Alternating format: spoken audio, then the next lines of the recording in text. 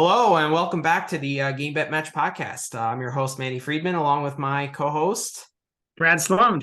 All right, back in the house, baby. French Open has concluded. Grass court season is upon us. Exciting times. Just a few like housekeeping things like with our pod. Great engagement throughout Roland Garros on the Twitter. It was amazing. Yeah, guys, really appreciate it. A lot of really interesting, good conversation. And we kind of expect that, right? Because like the slam is like the high point in the season, but really hoping to continue that through the 250s and the 500s. Through grind, guys. It's time to grind. Time to grind. Time to grind. Back to best of threes. Well, we love the 250s and 500s just as much as the slams, right? We get just as excited for any tennis tournament. Few except Laver Cup. Oh, I love Laver Cup.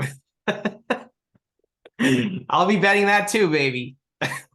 So a couple things we had in mind that we wanted to do. We want to continue doing some challenges like we did with the break challenge at the French Open, which we're going to go over. We'll have something interesting for Wimbledon, right? We will. Yeah, we'll do something interesting there. That should be more fun. I think we'll try to do that beginning of the tournament. Mm-hmm. Which I think will make that better. We kind of were a little late to the party on the French Open one, so. Mm-hmm. And then we do want to do some live pods. On YouTube, there are a lot of like kind of live watch parties for matches, but it's more just like tennis talk, kind of, commentating the point. We want to do more like a betting focus live stream on YouTube. So that's something that's we're thinking about that we want to do for Wimbledon, maybe like a third round or fourth round kind of thing. You want to do Queen's Club, Manny? Queen's Club High A? Yeah, we can. If we love the 500s this much, I think we got a live stream of 500. That's 500 is one of these Saturdays. That's true. Well, there are less matches, so we can kind of maybe go through some live betting opportunities. Might be actually easier. It might be easier. It's definitely something to think about. We'll definitely we'll finalize those dates and announce those a little further in advance. We did do one for I think the Miami final, but it was a dud because we kind of announced it an hour before. That's sort of a mistake. learning from our failures in the past. Well, we did Twitter Spaces, right? Yeah, and that didn't work as well. Didn't work. I think it would be better to kind of have like we can share a screen of the live lines. I think that would be cool. So we'll definitely do something like that. All right, let's get right into the end of Roland Garros. So obviously, let's start with the Alcaraz Djokovic match. What were your thoughts there? I mean, it was an amazing match for two sets, right? Like the second set level was ridiculous. It was. And then, and I thought Alcaraz's comments were really interesting post-match about how much, how difficult it was to play Novak versus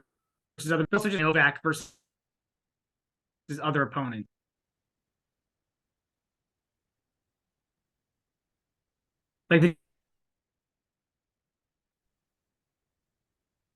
All right, sorry for some technical difficulties, guys. But we're back. Can you hear me, Brad? Yeah, I can hear you. Okay. All right. Yeah, I mean, obviously Djokovic was going to be ready for that match. He's a big match player. It was to be expected, right? I know you thought that it could be an Alcaraz blowout, right? Prior to the match. I'll talk about that a little more. I want to get your thoughts, and I'll add some more thoughts on. That was my initial thoughts. But then, but I wanted to hear what you thought about the match. So obviously insane quality the first two sets. I actually thought Alcaraz sort of outplayed him the first two sets. Like I didn't think it was that pro Djokovic. Probably the first was like 50-50. Djokovic ended up converting his one break point, but Alcaraz was the one getting the break points. He just couldn't convert. And Djokovic, was extremely mentally strong, probably the most mentally strong in terms of like clutch moments of anyone, so and that was the difference, right? It was 6-3, but it was one break. And you're absolutely right. The first set out, it was pretty darn even. It really did come down to like I think Alcaraz got into several service games that Djokovic couldn't convert. Djokovic got into a service game that Alcaraz did convert. I think you guys are right. And he only really got into one service game in that set. that was the one he converted. So he was just more opportunistic. Second set, I thought Alcaraz was clear, actually marginally the better player, I agree. He had break points in a ton of games. Like he finally got the break to go up 5-3.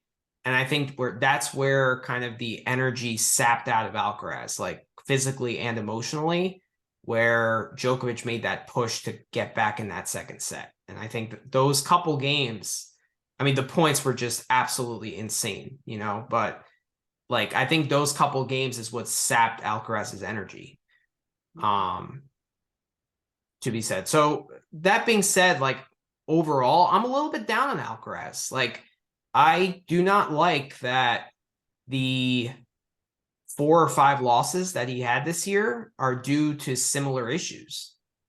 I don't think that we can like put him in the same category as like Sinner and Holger Rune in terms of physicality.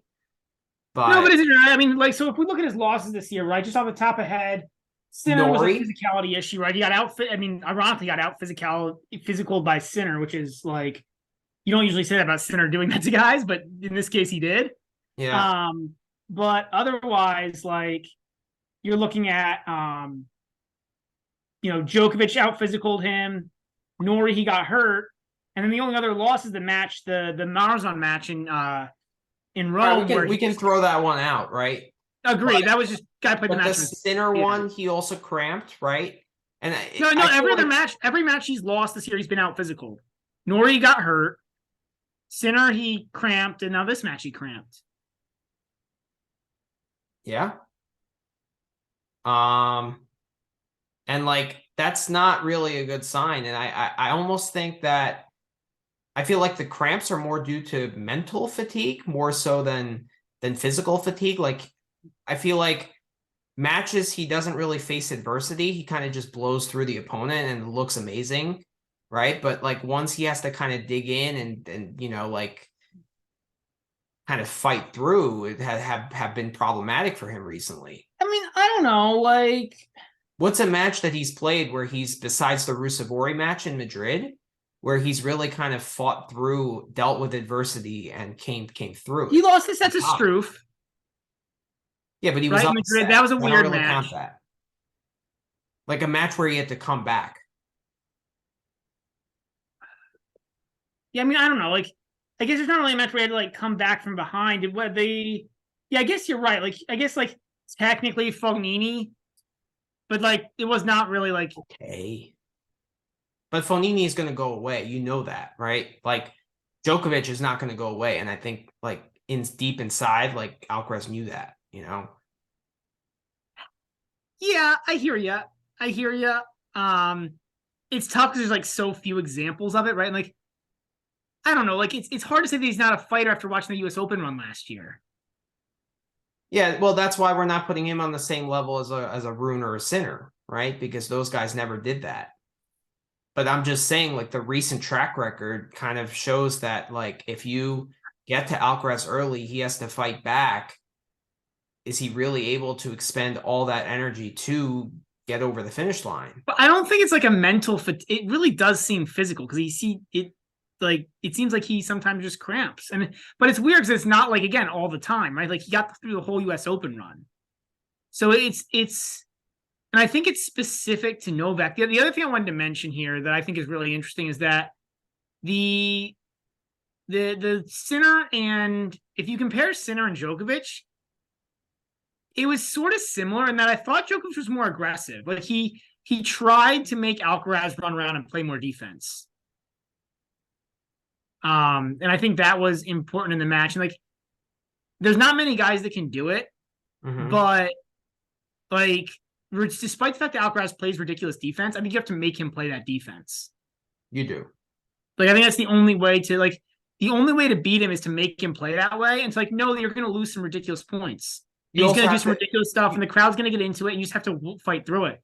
You also have to be able to hit big off both wings in defensive positions. And Sinner actually is able to do that, just not for long periods of time, right? Yeah.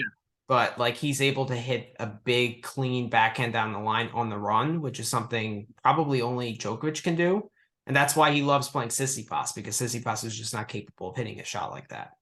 Well, he beat Tsitsipas to the punch and then it's over, right? Like we talk about that. Right. Like we talk about that probably ad nauseum. But I'm just saying matchup wise, like guys that trouble him are guys that can hit big off the baseline and then complement it. But I think this is actually the beauty of Djokovic, right? Is like, and part of the reason why Djokovic doesn't get a ton of credit, and like we can just move into the whole like just Djokovic at this point because it's the same idea.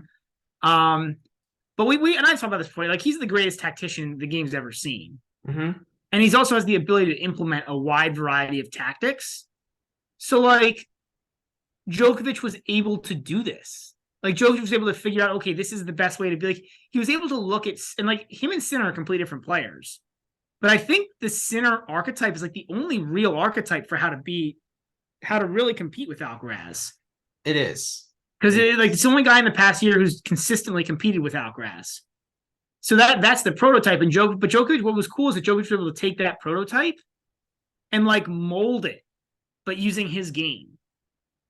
Well, Djokovic is insanely complete. He's the most complete tennis player also of all time. So he's probably the only one that's able to execute different tactics that someone can piece together a game plan, but coming out and executing it is a totally different thing. And Djokovic being as complete as he is. It's a combination of both, right? Like I think it's a kind of like, I agree with you. Like to some extent, like there's probably guys who could think up tactics but can't execute them. So I get your point there. But I think it's a mix of both. But like, you know, and Djokovic is just like insane. I mean, he's just like his work ethic is second to none. His mental attentiveness to the game is second to none. And I think that's a big piece of it too. Like I heard rumor that he was like, you know, I don't know. I heard rumor that like he was spending like hours thinking. Like he mentioned in the press conference he was like annoying, like he like apologized to Goran for annoying him. And I heard that he actually like was annoying Goran by like, because like the whole 2 days before the Alcaraz semi, he was like thinking of like the different ways he could beat Alcaraz and like calling Goran, be like, "Well, I think we should do this. I think we should do this." And Goran was like, you know, I don't know the details of it, but like, dude, you called me 7 times in the past 2 days, like, you know, like. But like it's like I said, like I think that's the beauty of it is he was able to like figure out, like he was able to piece, because like he's not the ball striker Sinner is. Like Djokovic is a good ball striker, obviously, but he's not as good of a ball striker as Sinner. He can shoot. How to take that first strike? No, there are periods of time where he does strike the ball like Sinner. There when he gets into that zone. I don't know. I don't think he's got the power of Sinner, but I guess we can agree to disagree there. But like he's able to take that. Like he's able to take like see what guys have done, regardless. He's able to take what guys have done and mold that into his game and figure out how to use like what guys have done and but in a slightly different way to execute. And I thought he did a great job. Like I thought it was a tactically really good performance. Like he made Alcaraz work really hard for those first 2 sets, and that's why Alcaraz eventually basically tapped out. I mean, I really think that those last couple games of the second set is where like Alcaraz's fuel tank went from like 3/4 pretty much to empty. You know, also, but I have a hard time saying for him. I hear you, but I have a hard time saying like that just means he didn't have a whole lot left, right? Like I have a hard time believing that if Djokovic kept near that level, that Alcaraz would have been able to get through 5 sets or 4 sets. Probably not. Like it's really hard to discuss because like against Sinner, he played 5.5 hours and was fine. You know, like at the there's also, but Alcaraz mentioned, right, that there was a nerves factor too. Like he mentioned that he was really nervous and tense about playing Novak, which is interesting because I didn't think of it this way because I was like always got a slam. So like, what does he have to be nervous about? Like he's already got one. Yeah, he's never played an all-time great in a slam though. Yeah, I think there's something that counts for that. I mean, clearly he said it does, right? He said he was nervous about playing Novak in his slams. So. And like I think it was. I honestly thought what he said in his press conferences was mature beyond his years. I mean, like I was actually impressed by. I actually disagree because I think it was I think it was dumb. Like I personally, if I was Alcaraz, I wouldn't have admitted that. Okay. I don't know. As a young guy, I like the kind of admitting your faults kind of. knowing your weaknesses and then trying to improve them. Like I like always. I don't mind if he tells Ferrero that. Okay. I don't think it's something that he should tell the public and his peers in the locker room, right? Like, I just wouldn't have. I don't know. Personally, like, if I were a pro tennis player, I would be like way less open with the media than some of these guys are. Okay. But that's just me. Like, I would be like a Bill Belichick. I'd be like, we lost. We lost. We lost. Like, that was my response to every question. But like, that's just me. So I understand, but like against everyone else besides Djokovic, it doesn't matter because his game is just so much better than everyone else's. Like he knows it doesn't, like what he says, it doesn't really matter, right? It's just like, to me, thinking that he's 4 years older, 4 years younger, answering questions like that in a kind of a very mature, thoughtful way, and Tsitsipas is it's better than like the Tsitsipas answer. If you want to say it's better than the Tsitsipas answer like crap. The whole room gives, like, I'll give you that. I just like, I understand what you're saying. I understand your point. Yeah. I don't know. I mean, honestly, if that level that they showed in the first 2 sets continued for 5 sets, that might be the greatest match of all time.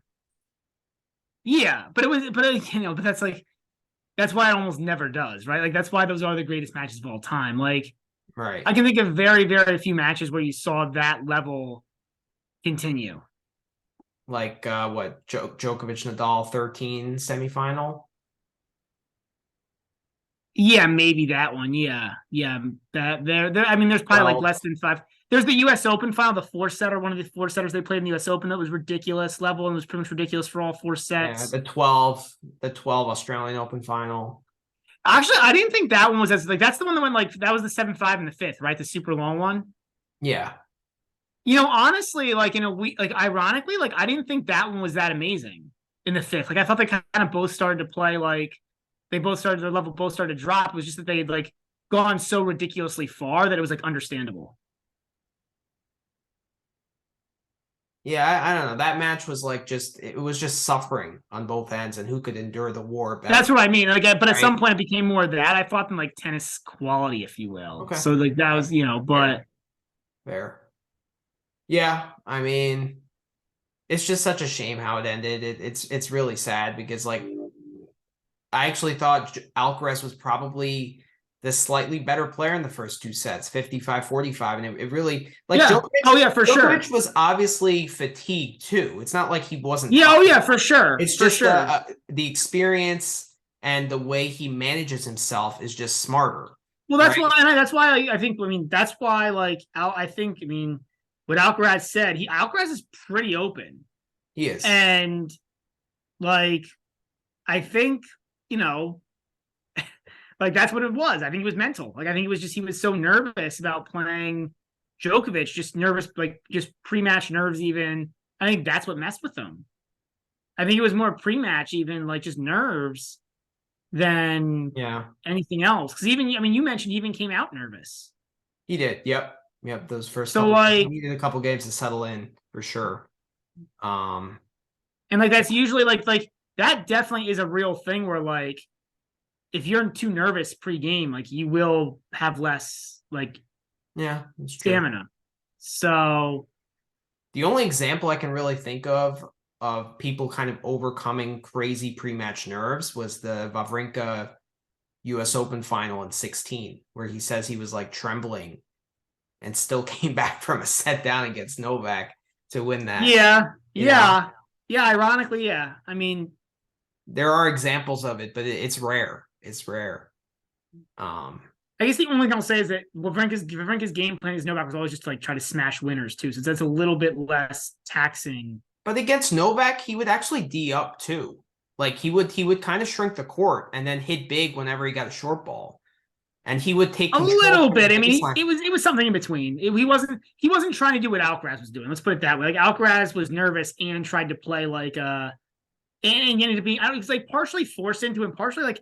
So this is an issue for Alcaraz too, is he sometimes like lets himself get like into too many of these there's some mental work to do there with Alcaraz. In addition to not in terms of like fighter and like mental toughness from like a battler, but there's some work to do in terms of like just being like smarter, more focused on like what's the best strategy to win, etc. It's not like not fighting. It's not fighting, but it's like I still feel like sometimes he's like too much of an entertainer. Yeah. Like he'll let himself get sucked into. He'll let himself get sucked into. It's hard not to with some of the shots he hits. It's hard not to with some of the shots he hits. I know. And then but he'll even yeah. So it's Then yeah, I mean, look, he's still got a long. I mean, he's still young, right? What is he? 20? He's 20. I mean, he's exceptional for 20. Let's not, like we're not much down on him. I'm just thinking about it, and it's like, I don't know. The Match Point 9 guys kind of brought this up, and they say like tidbits. I mean, it was quite harsh. Like he says, "Oh, Alcaraz has the Nadal syndrome. Every time he loses, there's an injury to be blamed." Like, I don't know if I would go that far per se, but like it's almost trending that way,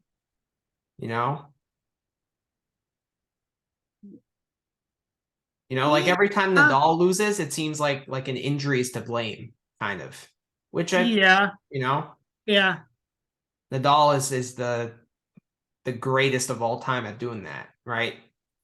It makes him seem like some kind of superhuman because when he does it very subtly, right? Like, which makes him sound cool, but there is an injury to be blamed, kind of, when he loses. I hear you. But all right, that's enough on that match. How about the disappointing Ruud? I didn't see any of this match. Like, I literally you didn't miss much. I had something going on, and like, so I was gonna catch a replay, and then I saw how bad the match was, and I didn't even bother. Like, good for you, because it was an absolute eyesore. Zverev was just god awful. Just, I don't know what to say. I mean, this kind of, like,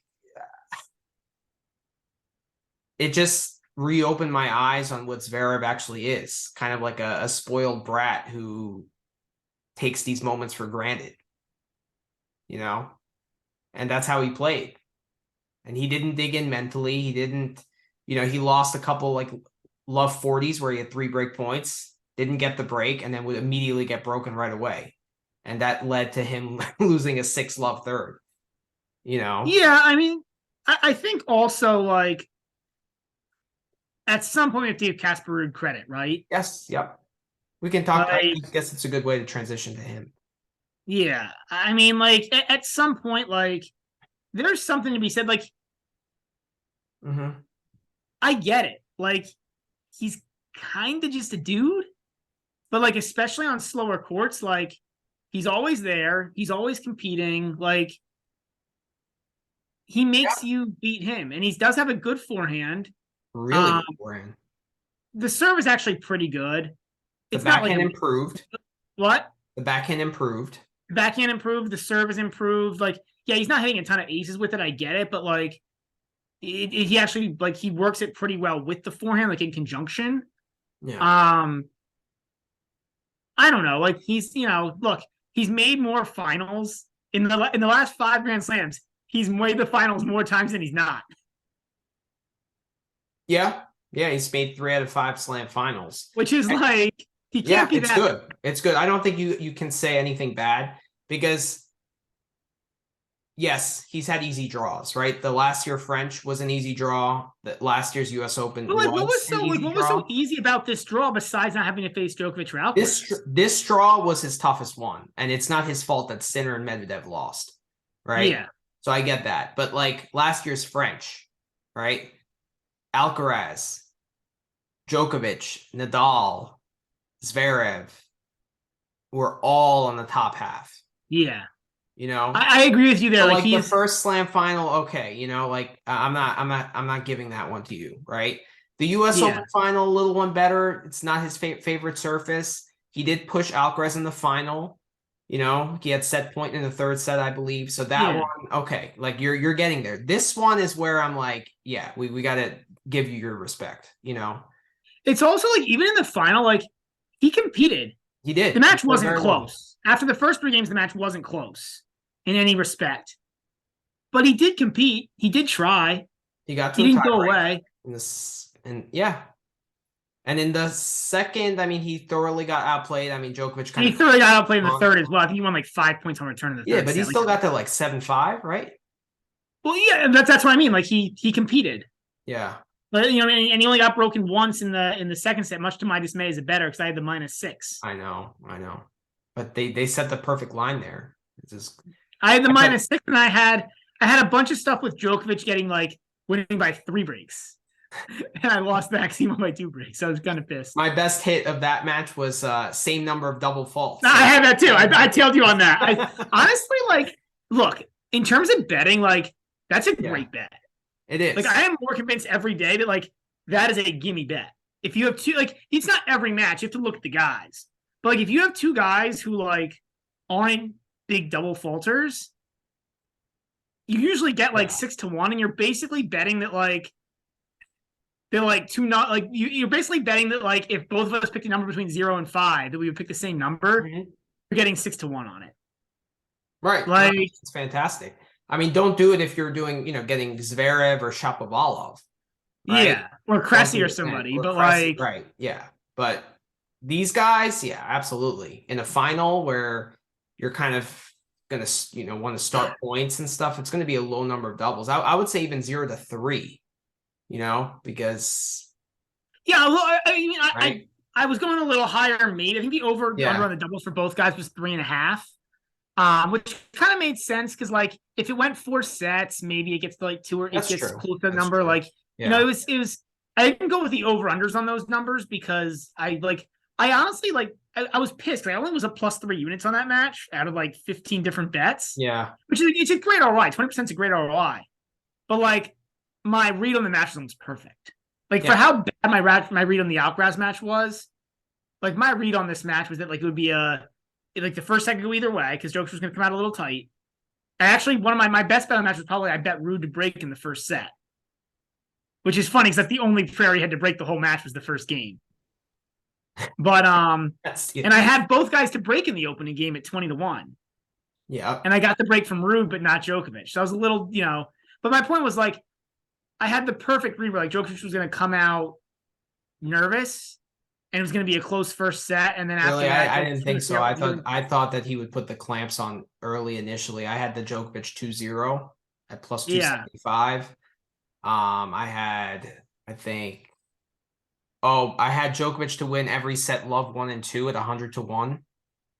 I thought it would be more of a beatdown. I thought it would be more like what happened against Nadal last year, but. Credit to Ruud. He's gotten better. I mean, I think now if we do, clay court power rankings, he's got to be number 3, right? Yeah, I mean, Djokovic 1, Alcaraz 2, and Ruud 3. I think you'd have to be, right. And then 4 would be Echeverry.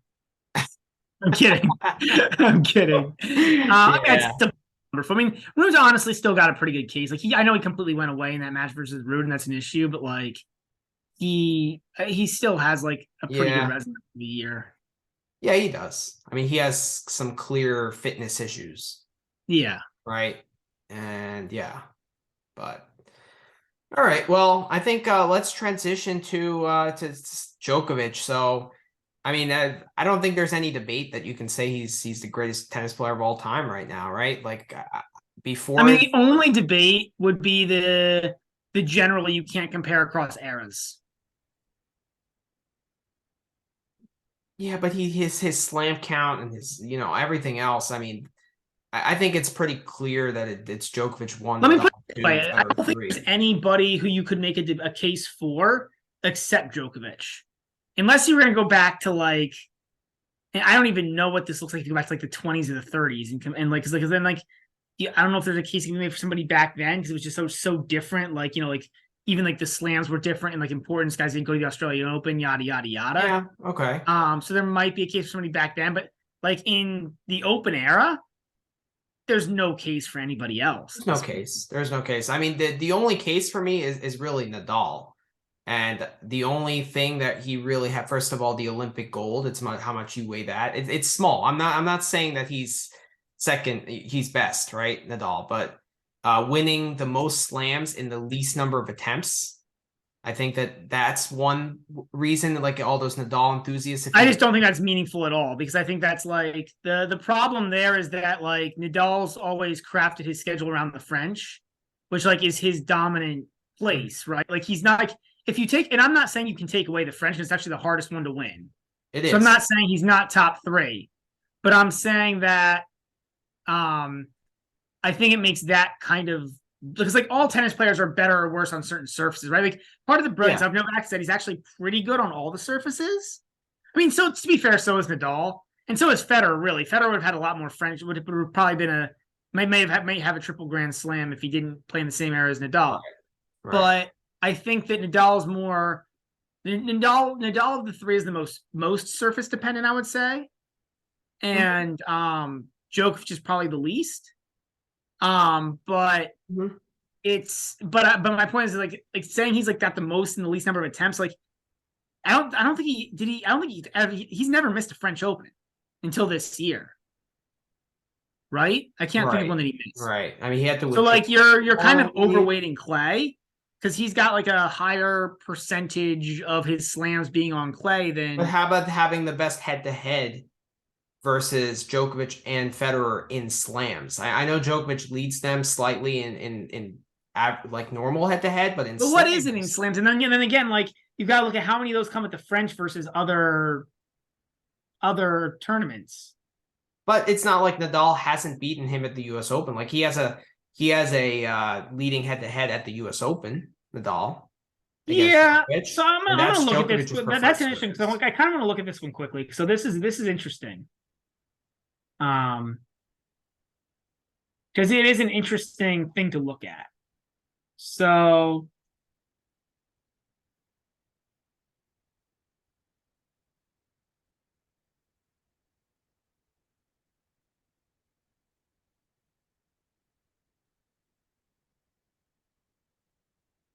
yeah, I mean he's got him 11-7, right?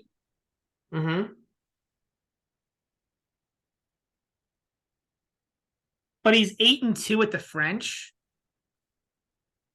So 8-2 at Roland Garros versus, which is crazy that's insane, right? In 17 years, they played 10 times. Well, I always think, but besides the time that Nadal and Djokovic were 1 and 2, I do think that the French script the draws to make it so they play that the rivals play, because there's a clear track record of that happening. There is. It is crazy how one half of the draw is so loaded compared to the other. It feels like it does. I like, you know, it's hard. You can't prove it, right? But it does feel that way. It feels that way. Absolutely. Absolutely. But it's interesting because if you look at it, like, Nadal, Nadal does lead 11-7, but it's 8-2 at the French and 3-5 everywhere else. But what's the U.S. Open one? I think Nadal's like 2-1. 2-1 at the U.S. Open, yeah. Okay, and then Australian Open, Djokovic is what, 3-0? 2-0. 2-0. And then Wimbledon, he's one was that classic in 12, right? And then Wimbledon, Djokovic is 2-1. But the one was Djokovic retired in the 3rd set. You can't when you're comparing holistic resumes, you can't throw any of them out. That's not how it works. You got to throw in the 2007 one. I might throw out the 2006 one when Djokovic was still coming up and wasn't really like maybe. Okay. All right. But it's, I don't think it's very valid. I mean, I just, it's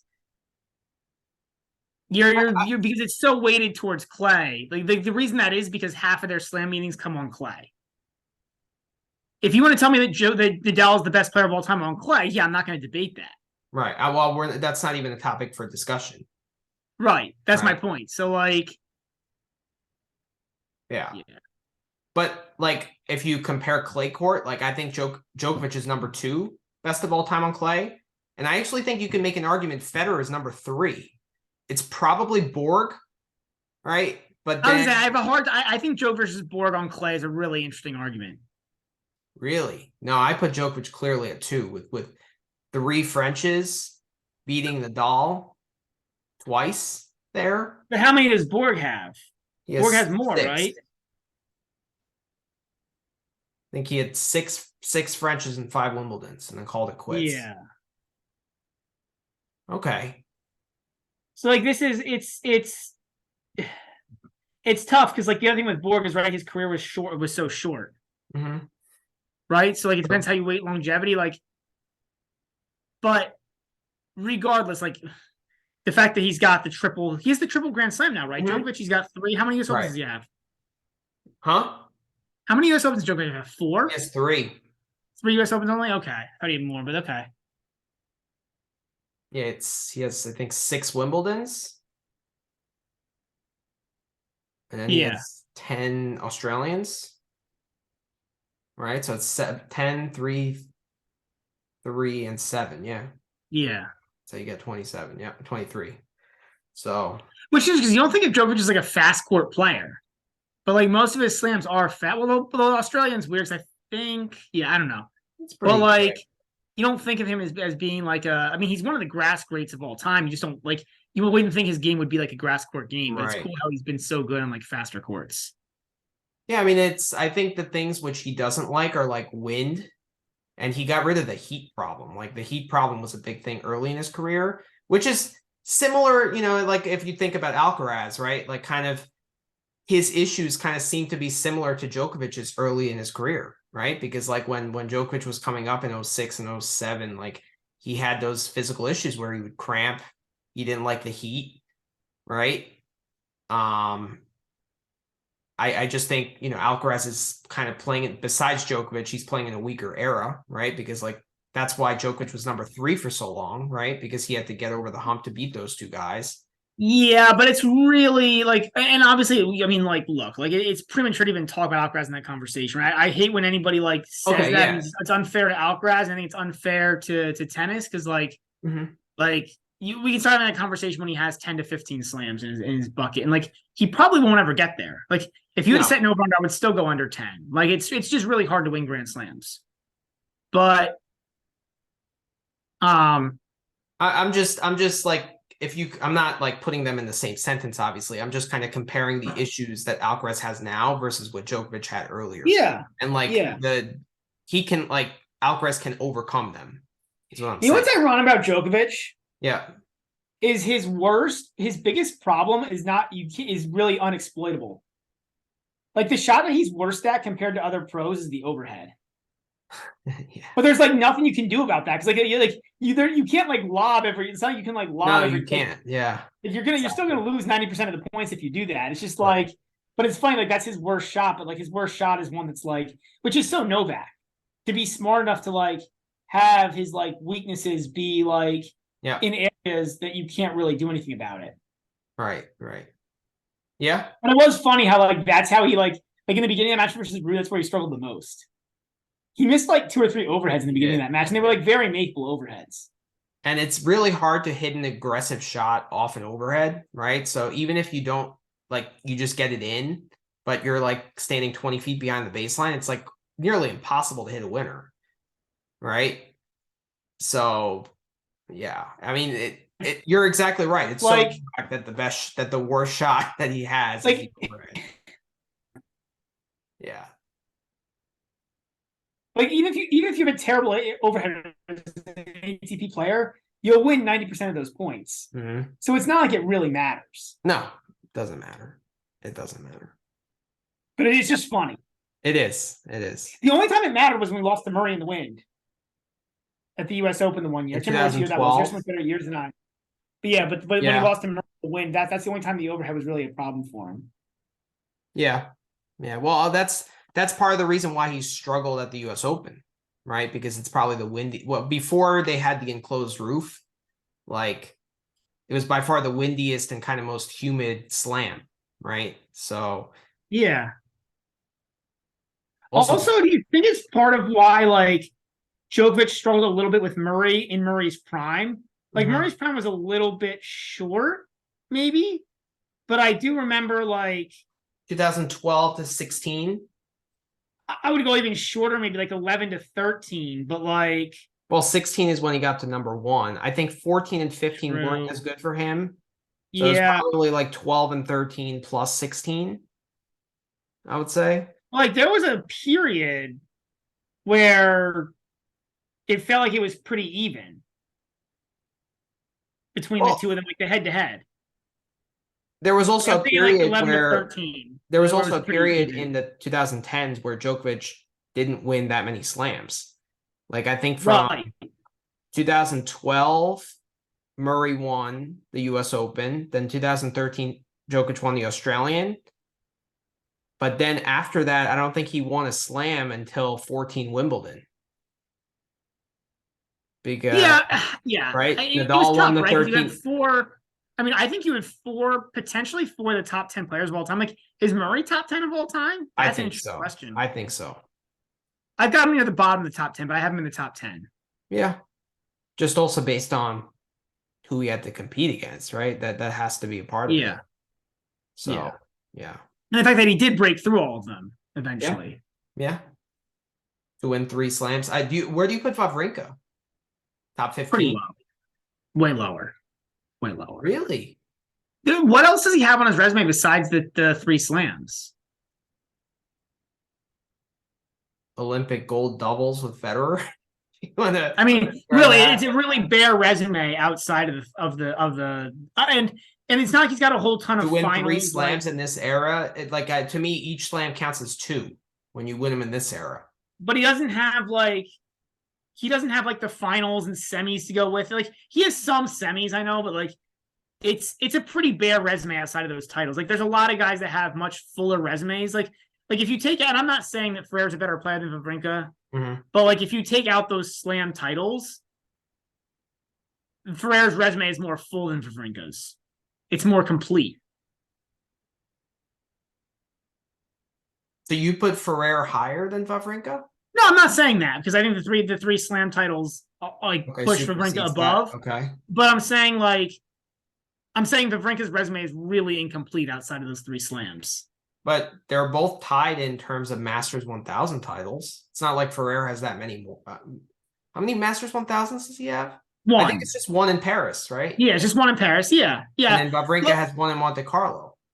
If you look at look at how many like semis and quarters of events, semis, quarters, finals of Masters for like that's where it's more full than Wawrinka's, right? Like if you're looking at pure titles, then like that's my point. Wawrinka is like okay. It for Wawrinka was kind of either like win or bust. Like he didn't have like the ranking points and the consistent performance of and I'm not even like forever Wawrinka is kind of a silly argument. The point is like that's why in my mind Wawrinka is nowhere near the top 15. All right, because it's such a top heavy. We'll have to do a pod maybe during the off season of like best players of all time. We both list our top 20. I think it would be a fun pod. So we'll have to do that at some point. Yeah, but that being said, Djokovic, I mean, greatest of all time. There's no debating it. That's put to bed unless Nadal could magically win 2 or 3 more, but it's not going to happen. Well, he's only got 1 year left, right? He's already said he's. Well, he didn't officially say it's his last year. He just said he's gonna like give it one last go.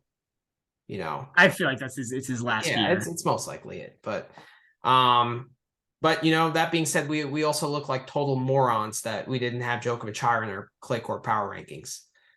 I don't feel bad about it. I don't feel bad about it. Like, you know, I guess there's a little humble pie to eat, but like it's like he looked so bad, right? That like, you know, and it's amazing he had gone from looking so bad to being able to win the French. And it's interesting because I heard he's also not playing any tournaments before Wimbledon. It's fine. He's done that in the past, so I don't think that's as much of a concern. But like, and the gap between him and everyone else on grass is absolutely massive. I would be honestly shocked if he doesn't win it. Like, I think he should be minus money. The only thing there is that like grass is kind of an equalizer because if you're serving well, you can get tie breaks, and if you can win some tie breaks, like he's faced it's easier so many times. It's best of 5, and that minimizes that edge. Best of 3, I get it, but also there are not that many pure big serve. Like who does he have to play? Like Jan-Lennard Struff redlining for 4 hours. Kyrgios could beat him. I just saw him play against Yibing Wu. He looked like complete crap. Like he can't. Yeah, but he's coming back from after taking a 5-month break to have fun. Like he's not going to get healthy before Wimbledon. It's not happening. He's already on my fade radar. All right, I'm a believer in Kyrgios still. I got my Kyrgios aces bet, man. He's got to win some matches so he can get some aces. I mean, he's finally above 0 for the year, right? So like that's a positive. Okay, fine. But no, like if Kyrgios is a guy who could beat him, right? Playing his absolute best, okay. Yeah. I guess like Sinner took 2 sets from him. I think if Sinner played his best, Sinner could do it. Probably, yeah. But I mean, I get your point. It's a short list, right, of guys that can do it on grass. Like, but I guess my point is like it's not like Nadal mid 2010. Like it's not like Nadal 2010s at Roland Garros, where it was like literally maybe Djokovic and that was it. Right. And like I don't think Djokovic is gonna win Wimbledon without losing a set and without anybody getting more than 4 games in a set. No. There'll be some tiebreakers, And he'll probably lose some sets. Like I guess like Tsitsipas could give him a challenge if he plays his absolute best. Like he did in Australia, right? Yeah, Tsitsipas actually plays Djokovic pretty tough. Yeah, so like, I guess that's my point. It's like, but it's I get your overall point. Like I still don't. It's gonna be tough for somebody to actually beat him. Yeah, that's. I mean, honestly, if you have to give me one guy who I would say is probably the toughest matchup for Djokovic at Wimbledon, and I'd have to say Alcaraz. Surprisingly, I know he doesn't have the grass court experience, but just his shot potency, just shot quality, ball quality, movement, he's the only one that I can see like even troubling him or taking 2 sets. And that says something. I can see Sinner's done it, so I can see. I mean, I listed the guys who I think could do it. I think Sinner's in a poor run of form right now, right? Like, yeah, but he's got time. I mean, there's a couple weeks. Okay. He's got a couple weeks to get it figured. And like, it's also hard to judge like poor run of form when you're talking about different surfaces, right? Like Mackie McDonald hadn't won a match in 3 months because he can't play on clay. It's like, is it a bad run of form or is it because he can't play on clay? Like, yeah, but it's about how you're hitting the ball, right?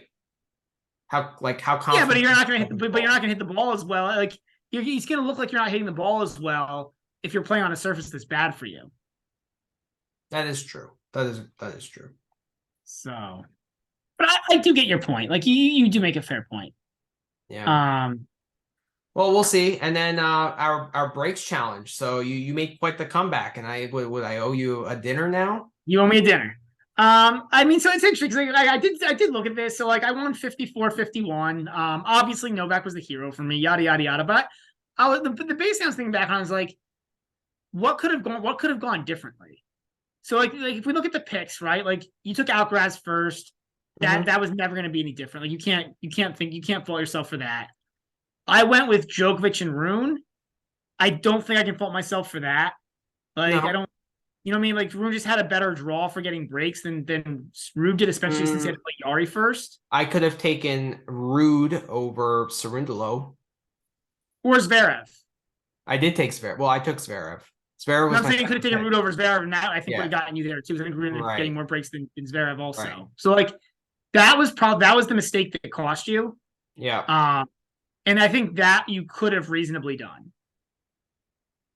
And then I thought. At the time, I thought Ruud was Yari was a live dog against Ruud. And I think he was a pretty live dog. You know what I mean? I think he was a live dog. But like, I'm not saying like, but I'm saying like in hindsight, right? Like that's the one area where I guess you slipped up. Like in hindsight, that was reasonable that you could have done something different in hindsight. I think that was the one mistake. Right. And ended up costing you. But Well, you ended up making a huge comeback, right? Because both of your guys were in the final. Yeah. Right? Alcaraz got hurt. Like if he was healthy and he squeezed out 3 or 4 more breaks, in the third and fourth sets or fifth set, like that's a different story too, right? So there's some unlucky breaks that I feel like I got, right? I guess, but I guess like looking at it, right? Like this is what I was looking at because like part of it is just where you draft too, but like in terms of the drafting, like I think the only things that could have been different, I have a list of 4 things that could have been done differently. Mm-hmm. I think the biggest one was you could have taken Ruud instead of Zverev or Cerundolo.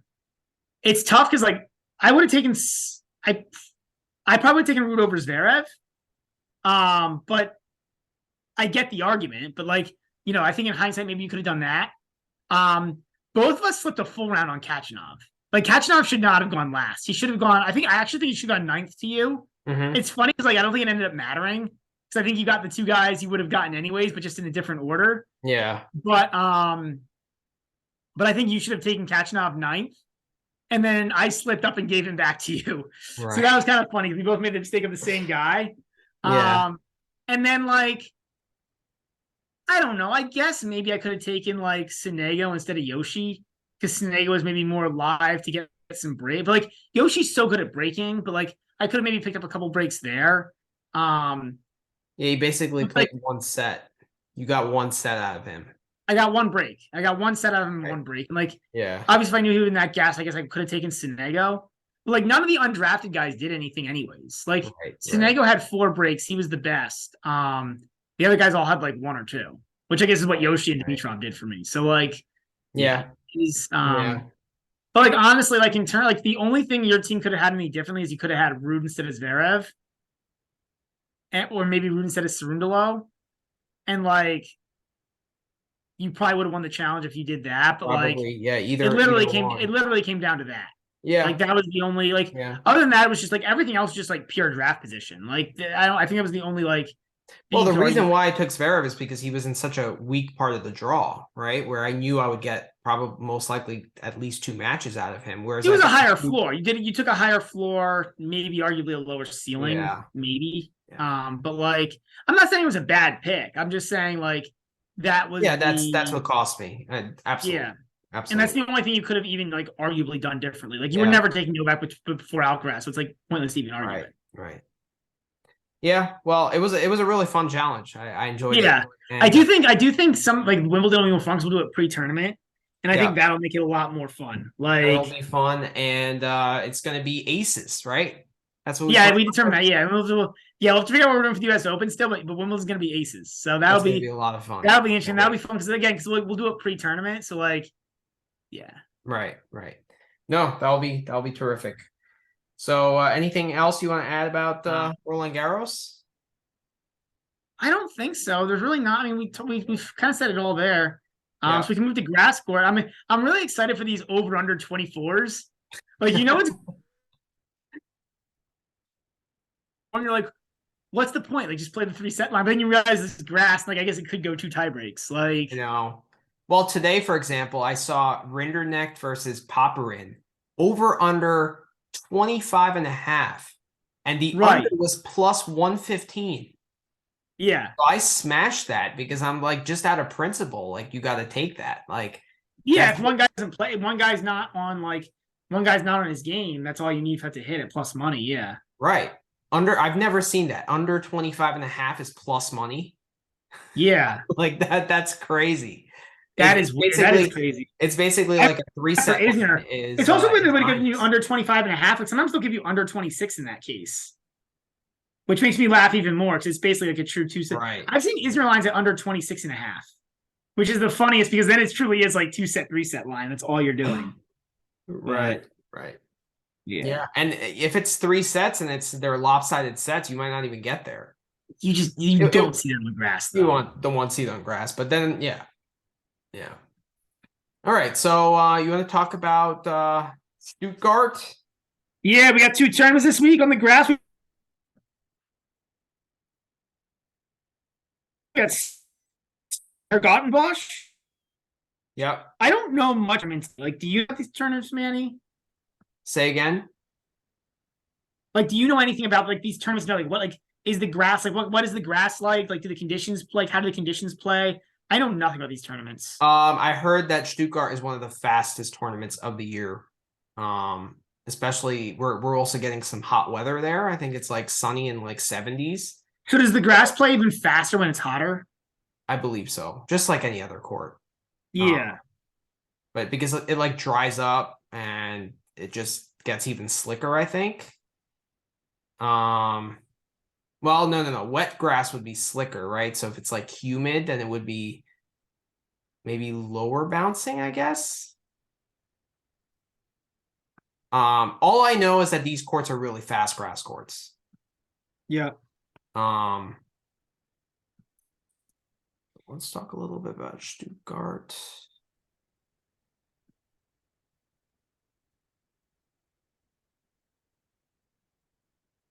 So all right.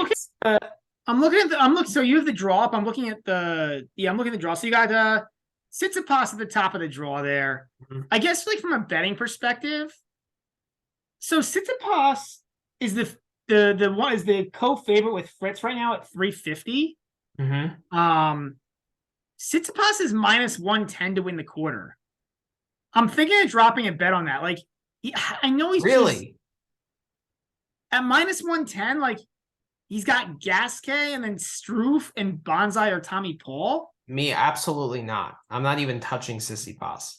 I think motivation is a question for him. He's dating Paula Badosa now. He's worried more about his Spotify account. There was an Instagram post where he was in Miami just 2 days ago.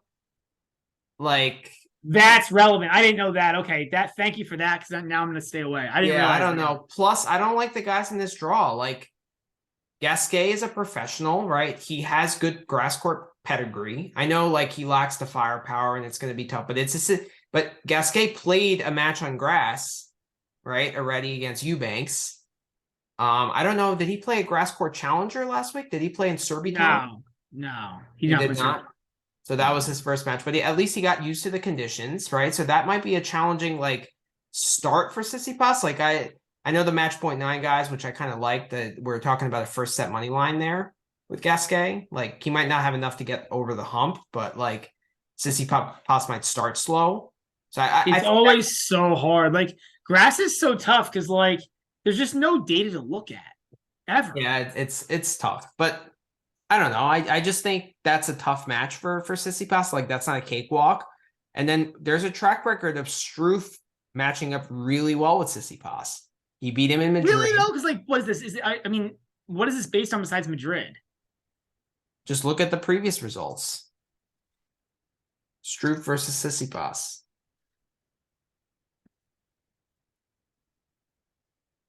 They're 3-3. And every match, because he stole the one in Madrid. Yeah, they're always close. Indoor but is it going to be Struff or is it going to be Tommy Paul or Bonsai? Well, it's Tom. Oh yeah, Tommy Paul's up a set in the break, so it's going to be Tommy Paul against Struff, which I think is a close match. I would lean Struff slightly. Oh, Paul beat Bonsai. Didn't he get suspended? I'm seeing it was 6-3, 6-4. Maybe they finished it. Oh, maybe. The ATP website was like down and doing goofy things today. It was. Yeah, you look right over there to the right, Manny. It says 6-3, 6-4 Tommy Paul. Oh, okay. So Tommy Paul won that. So they just don't have it like properly reflected in their draw. Okay. I give the edge slightly to Struff. Yeah, I don't know. I just feel like minus 110. Like, I get the Miami thing. The fact that it was in Miami convinces me to go no there. But like, yeah, like I'll go no because of the Miami thing. But like, that's a really short line for a guy who's like Tsitsipas is by far the best player in this quarter. Yeah, I don't know. I don't really trust Tsitsipas on grass either. Is his track record on grass that bad? He's never made a deep run at Wimbledon. Yeah, I guess. Again, grass. There's like no. The only data is Wimbledon. Like he it's won just Mallorca, I believe. Yeah, I guess the only thing I would say is like his I don't think he losses, beat very right, good. on Yeah. grass. Like I guess he's, I don't know. Like Kyrgios. like I get that. Like because A, Kyrgios gets in his head, and B, Kyrgios is a big serve on grass. So he like Kyrgios is top 10 in the world on grass. Might be top 5. Yeah. On grass. Nowhere else but on grass. Right. When he wants to be. Yeah, when he's healthy. Yeah, and like when he plays Tsitsipas, he wants to beat Tsitsipas. Yes. Yes. Like, but yeah. I'm worried about like early doors against Gasquet, and then I am really worried if he plays Struff. Like I want that to happen because I want to hammer Struff there. But like, what money line would you need on Struff in order to take that? Plus 185, plus 170, plus 170, plus 185. I would take it. And what would you take on Gasquet as a match money line? Plus 250, plus 275. Because if you do that math, then I think Tsitsipas is more than 50% likely to win that quarter. Because you know what I mean? Like, so.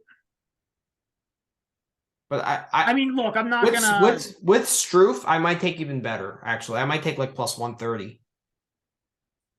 I would probably look, like I said, I'm not gonna do it because the whole I just in principle don't like taking guys who like just had long flights a couple days before a match.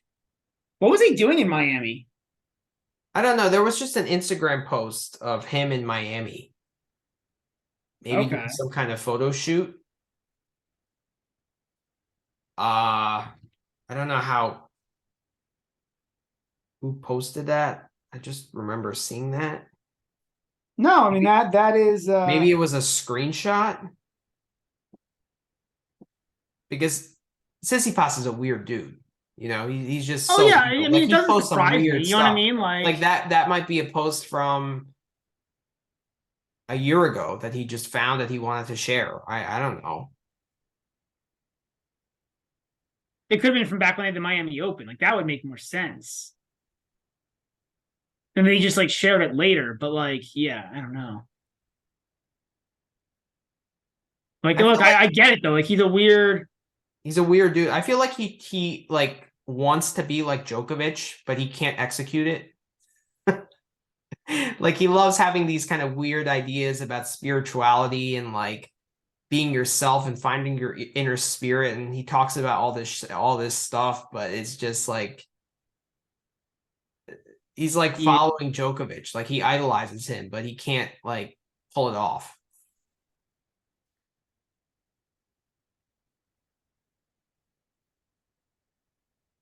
I think it may have been. Yeah, man, I'm scanning his Instagram right now.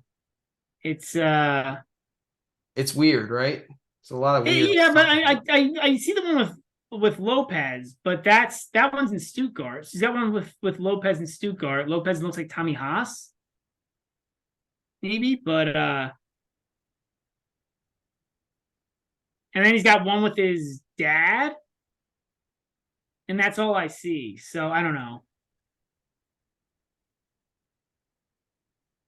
But like, I wouldn't take that as like the main reason why you're not betting it, the Miami thing. Because that's honestly like it's really hard for me. Like, I don't know. Like, I get it. Motivation might be an issue here, but like, is he really like? Even if he's not fully motivated, he should be Gasquet.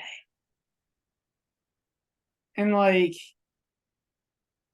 then you need him to win one match at minus 110. Like he's just a better player. I guess. I just don't have confidence in Tsitsipas. Like I think the backhand is such a liability, and I see some guys that can attack that. Like Gasquet, backhand to backhand exchanges, he actually has the edge in that rally. Like don't worry, I'm not saying that Gasquet is the better player and should win this match. I'm just saying that like that pattern of play, if Gasquet can find that, that's going to be a problem match for him. Yeah. So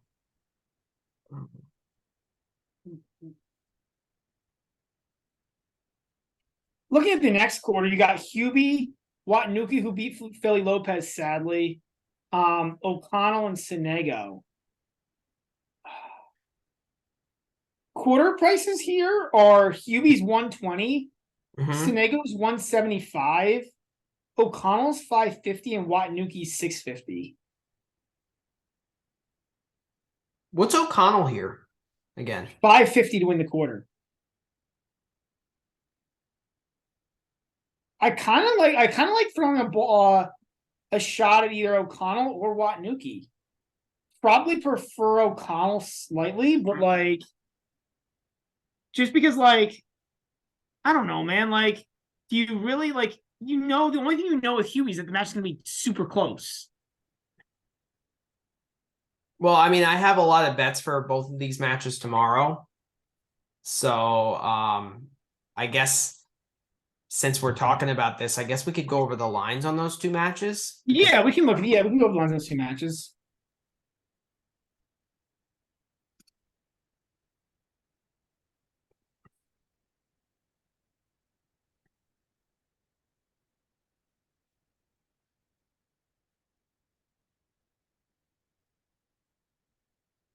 So Sonego is minus 215, O'Connell's plus 175.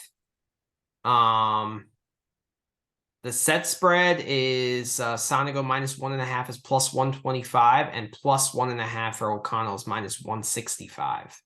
To me, at first glance, that looks like stay away. But it's just tough with O'Connell because like he's gotten so much better recently. But like there's just like I don't know, man. There's like no like do you think O'Connell would do well on grass? Maybe. Absolutely. I'm on O'Connell here. I think this should be closer to like plus 130. So there are a couple things here. I think the Sonego line is inflated because he beat Berrettini 1 and 2. Yeah, I don't care about that. Okay, but I don't care that he beat Berrettini 1 and 2. That to me that's meaningless. Yeah, but what I think is that the books are overvaluing him because of that. That might be true. Maybe I don't know. So that's one. Two, Sonego has like bigger swings, right?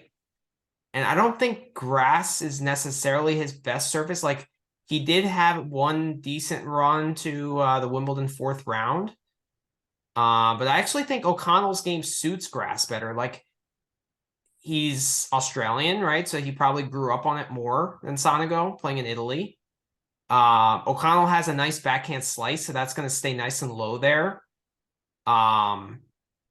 He's improved quite a bit. Like I don't know. I like I'm taking O'Connell here at plus 175 money line.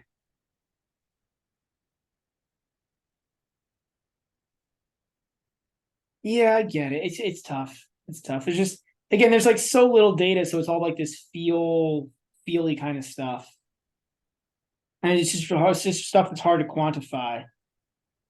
I mean, I get it. You're more of a stats guy. I'm more of the eye test guy. We're more like a data guy. You know what I mean? There's just so much little data right now on you know.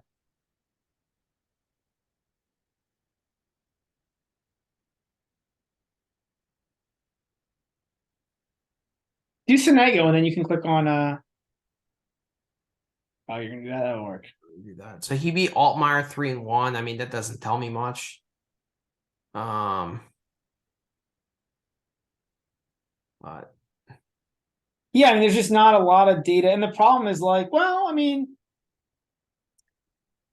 yeah, but then the problem is like O'Connell's gotten so much like better that like it's hard to, I don't know. I think this is a close match. Like I don't know if I wasn't sure, I might consider the 3-set line here at plus 135. I don't know if that's good enough for you.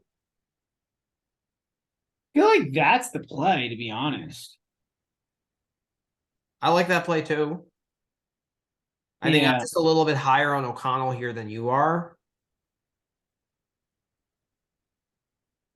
In no way this is Sonego, right? Line or the O'Connell money line. Like, it's never Sonego. No. I agree with you there. Yeah. All right. So I think O'Connell gets through that. Then the Hurkacz Watanuki. So I don't know how you can't play the over here. 22.5. I know it's a juiced over. But like if you can is the only over under that I'm getting offered the 22.5. There's so few markets. There's so few lines here. I mean, I have some other books which offer alternate lines. I think that, I mean, yeah, because like what is like an over 23? Is that less juiced? Yeah, it's like minus 115. Wow. Yeah. Yeah. What about 3-set line? I also think like if you're looking for a line here, but I think this is like pretty like I think I like the what is the Watanuki plus 3.5? Minus 130.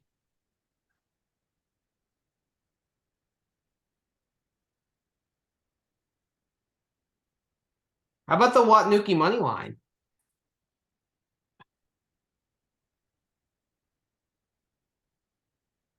That might be the play. Plus 275. Because if you're expecting like 7-6, 7-6. Well, that's why that over 22.5 looks so damn good. I might just hit that juiced over. It's just like yeah, exactly. It's Hubie on grass. I mean, Hubie on clay, he would hit that. Yeah, I know. I think that's the play. Like, I know it's juiced, but like, man. Yeah. How can you not play that? Yeah. Although 3 sets at plus 155 looks appetizing to me as well. Or Watanuki 2-1 at plus 650. That looks nice too. Wait, is there actually? I actually think there's a play here. There's so many appetizing lines in this match. Yeah. Yeah. I agree with you on that. You don't like that Watanuki 2-1 at plus 650? No, I don't. I like all these lines, man. I think there's a lot of really good lines here. Like, I think there's a lot of really good pro Watanuki stuff. Like, yeah, I mean, it's Hubie's first match on grass. Yeah, I kind of like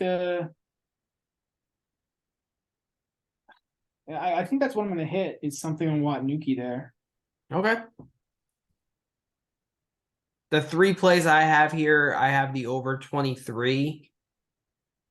On a different book. I have the Watanuki money line at plus 275. And that's all right now, but I think I'm also going to hit this Watanuki 2-1 at plus 6. I'm going to split 2 units and go all over Watanuki. I'm going to go half a unit on the over, half a unit on the money line, half a unit on the 2-1, and half a unit on the and half a unit on the 3 sets. Okay. Or actually,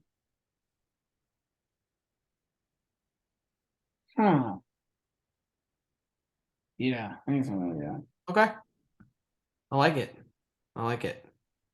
Yeah. So back to the draw. I think I'm going to hit the O'Connell to win the quarter at plus 550. I like that.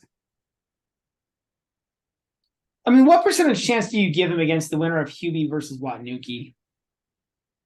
Against Watanuki, I think he's a solid favorite. Against Hubie? He's a dog against Hubie. He's a dog, but it's another 7-6, 6-7, 7-6-4 written all over it, right? So that could go either way. So I'm going to take my chances. Yeah. I'm probably going to tell you on that. That feels like a good I mean, plan. there were some Twitter posts like there are 3 guarantees in life: death, taxes, and Hubie overs. Yeah, yeah. It's just it's pretty funny. And you know what? Yep. I'm gonna go Struff to win the first quarter at plus 400.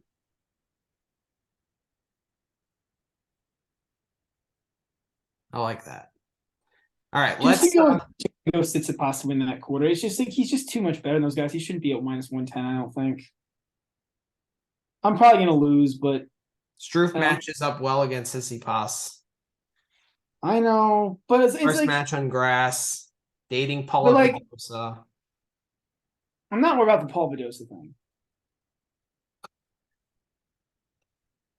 I mean, you see how Berrettini's dating life is the turn. I know he went through an injury, but it seems like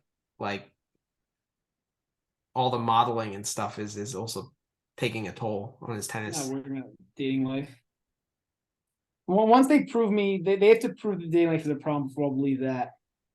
I mean, it's just like Tsitsipas is -400 against Gasquet, and obviously that's a slightly juiced line, but like, okay, so if the books are telling me he's like 75% likely to win that, like, I don't know, it's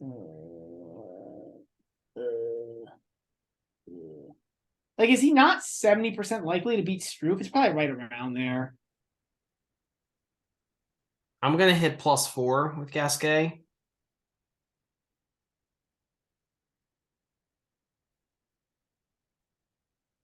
What about over 12.5 is -165? That's not very good. Yeah.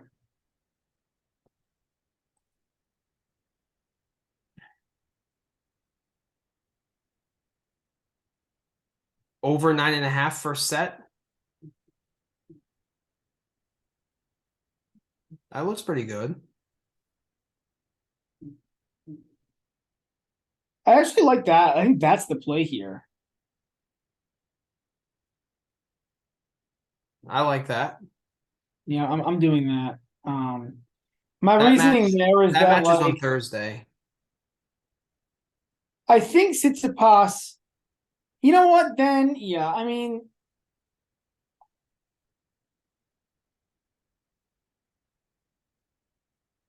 Those are the 2 lines I'm hitting here. I like Tsitsipas the over 9.5 for the first set. I think that's a good I think that's a good bet. I think Tsitsipas serves first more often than not. He does. But I think Gasquet is more likely to come out of the blocks. Like, I think there's a decent chance for Gasquet to come out of the blocks decently well. Yeah. In which case, that first set should get over. Yeah. I actually don't mind the +1.5 sets. I don't know whether to play the games or the sets here. Probably the games. On grass, do you think you should take games? Yeah, I would say so. Over sets? Just like games matter more on grass, right? Less breaks. Yeah. Yeah.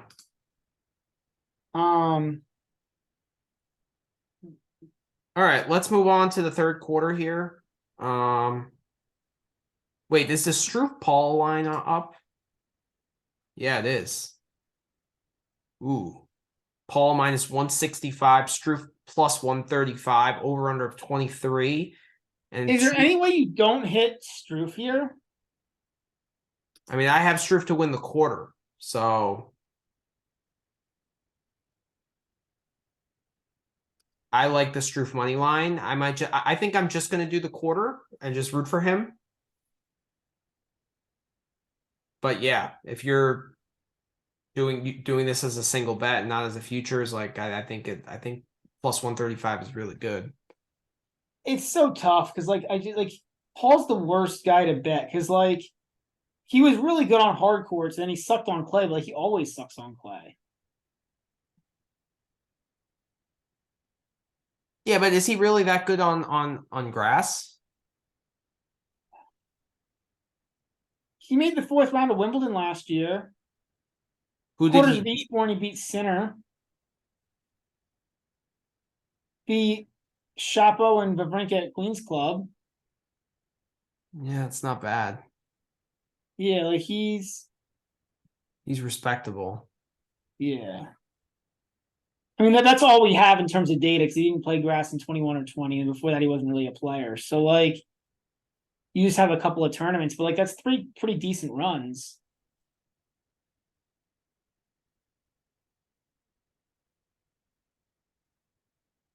Still enough to be a 2-game favorite here?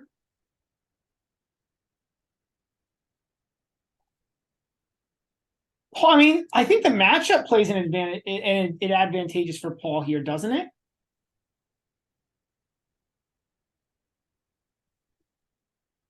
Like Paul's a pretty versatile counterpuncher. He's gonna get balls back. Like Struff's forte isn't, isn't playing like long rallies. Mm-hmm. That is true. I'm thinking of taking Paul maybe and laying 2 games. I just need 1 break. It's in Germany. Yeah, although Struff hasn't been that good in Germany in the past. So that might wash. Like he might get like more tight there. You're talking pretty well set. You're talking me out of taking Struff here, and you're talking me out of this quarter price. I think I'm out of that quarter. I think the line is slightly too much towards Paul here. I think it should be more like minus 140 and Struff plus 115, but it's close. I got to think about this a little more. Yeah. All right, let's move on to the next quarter here. So Musetti will play Gregoire Barrère, and then Lechka will play Tiafoe. Interesting quarter here. What are the quarter prices? Tiafoe's plus 120 to win the quarter. Yeah, that looks good to me. Like Musetti's not going to do that well on grass. This game doesn't play that well on grass. To me, the play is Barrère here at plus 450. What is the line on Barrère versus Tiafoe? Tiafoe, whatever. No, Barrère is playing Musetti. Oh. Which is why, like, and Barrère is a slight dog against Musetti. So I like the Barrère money line. Yeah, but like you think Barrère is like, I don't think Lechka is a problem for Tiafoe. So then the question is like, is Barrère going to be Tiafoe? He won't be favored, but I think he has a shot. Big serve, big forehand. I mean, what do you think the line on that? Like what money line would you need to take Barrère versus Tiafoe? Plus 230.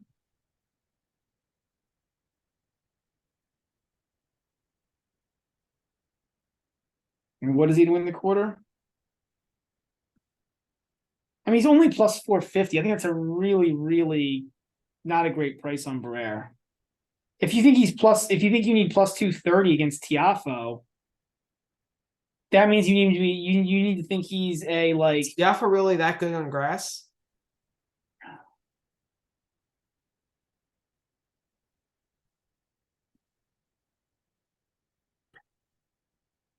His game should suit grass.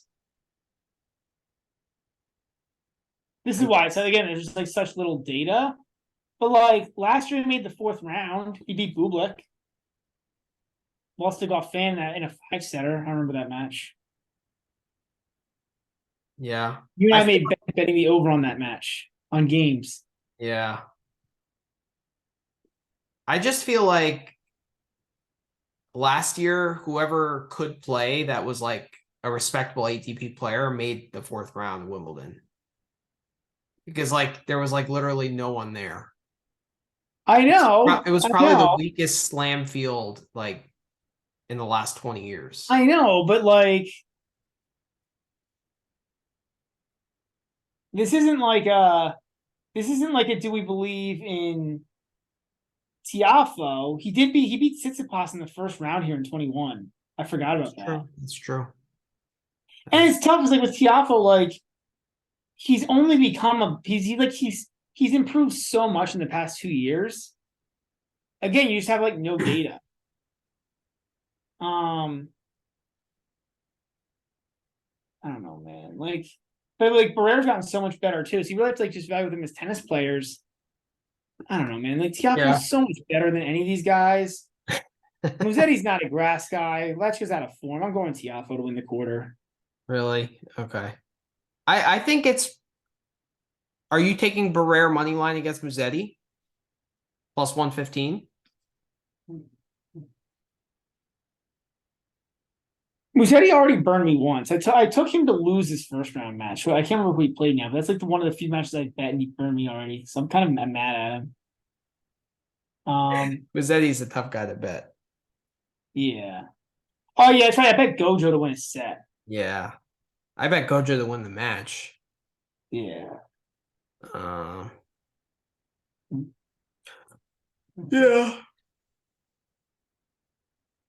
Barrera over 12.5 is minus 110. That's not terrible. Team to win a set or yeah. Yeah.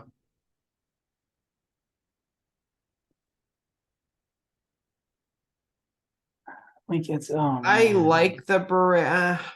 Maybe I need a little more to hit that. But yeah, it's an the line tells you it's going to be a close match, which I think is probably true. I don't know. I have a really hard time. But I like it. What is the spread on Tiafoe versus Lechka? -3.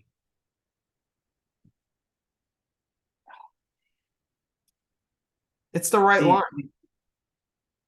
I think so. It's also like if it wasn't Tiafoe's first grass match coming off of the French Open, I'd be a lot more excited to take it. Mm-hmm. But yeah. What about I hate over 13s. Oh, so do I. I hate over 13s. Yeah. All right, last quarter here. We got Yibing Wu will play Marton Fucsovics. So that was a good bet today. I bet both of those guys to win at pretty significant dogs. Wu at plus 275 and Fucsovics at plus 130, I think. Okay. So those were good hits. This one I barely missed. I bet Mute to beat Karatsev, and that was 7-6, 6-7, 7-5. Yeah. But I like Rights to win this quarter is minus 110. That I like. Like, how does he lose to Karatsev or Yibing Wu or Fucsovics? I mean, he did lose to Wu in Dallas. On a fast hard. Yeah, but that was still 7-6. Like, that was, I think, 3 tie breaks. It was very close. Yeah. And Wu is not, he's better on hard than he is on grass. Like, I think Fritz has more grass experience. So I wouldn't worry too much about that one. I like that. Like, if you're taking one guy to win the quarter, I would take Fritz. And I think, like, Fritz to win the tournament, I took him at plus 500.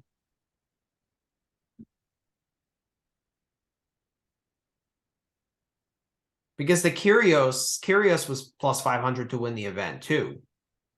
So it's like the value must come from somewhere, right? Somewhere, yeah. I get it. I mean, I get it, right? Because like, if you're gonna say Tsitsipas is way out of form, which I don't really, I'm somewhere in between you and I'm not saying he's in form. I think you're saying he's very out of form. Mm-hmm. But like, if you're gonna say that, then I get it. Like you got him at 5-1. Mm-hmm. Yeah, now he's down to 3.5 because of right. Curious me. I don't think there's value there at 3.5. No, and he hasn't even played a match yet. Yeah.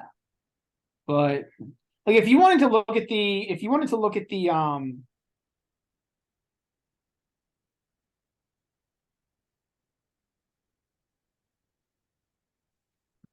if you wanted to look at the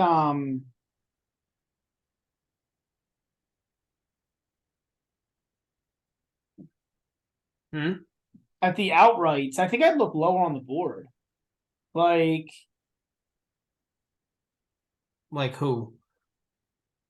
I don't know. Like I think O'Connell and Watnuki are fun at 30. Like I think O'Connell's fun at 33-1. I do too.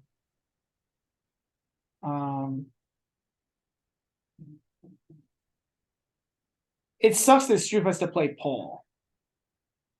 If he didn't have to play Paul and then Tsitsipas, right? I would like that 18 a lot better, but I don't like it with the matchups. Yeah. I think O'Connell at 33-1 is my favorite. Is Paul a bad play at 9-1? Well, again, he has to play Struff and Tsitsipas. Like that's a tough draw for him. Yeah. Right. Like I think O'Connell can win that quarter. I like the price to win the quarter too. I think I'm gonna throw a little funny money down on O'Connell at 33-1. Okay. I mean, it's also like if you look at the guys that are at the long shots, right? It's O'Connell, Lehechka, Wu, Watnuki, Barrere, Gasquet. To me, O'Connell and Barrere are my two favorites. Well, I like O'Connell better than Watnuki. I don't like Lehechka or Wu. No. I don't like Gasquet. But like Barrere at 41 could be kind of interesting also. I don't hate it. I like O'Connell better at 33. Because I think Barrere is actually in a winnable quarter. Like I think that's a weaker quarter than like Wu, for example, who's with Fritz. Honestly, it's a weird event, man. Because like there's no dominant player here. No. Which is why it's fun looking lower on the board. Yeah. Right, for an outright. And I think the play here is to go low on the board. Mm-hmm. Because it's the first grass tourney of the year, so all these guys are returning to grass, or getting back to grass. They're all getting kind of back in form. Right, which is why I don't like taking like favorites to win the quarters either, besides Fritz, because I think he beats all of these guys in his sleep on a grass court. Like the fact that Fritz is minus 110 and like I get why you don't like Tsitsipas. Yeah. I don't know, like Tiafoe, like Tiafoe, I think Barrere is as big a threat as Musetti is, but he's just so much better than Barrere.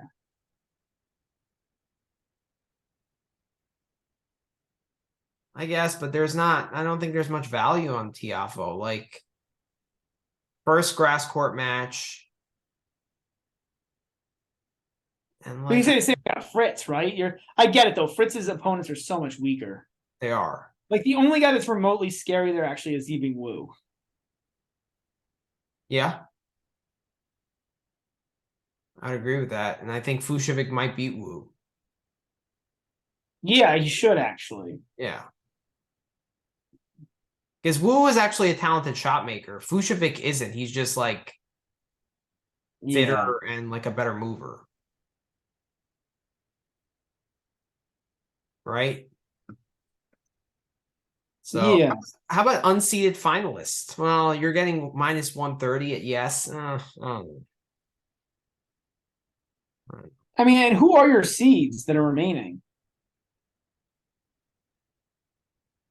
Tsitsipas, Fritz, Hubie, Tiafoe, Musetti, Paul.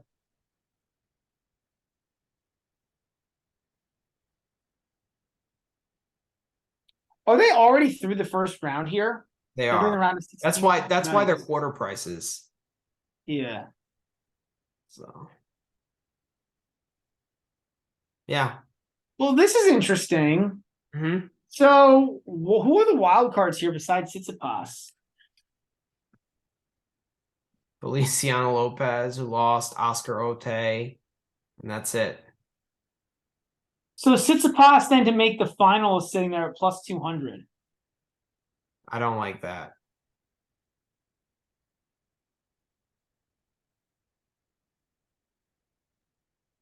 I don't like that at all.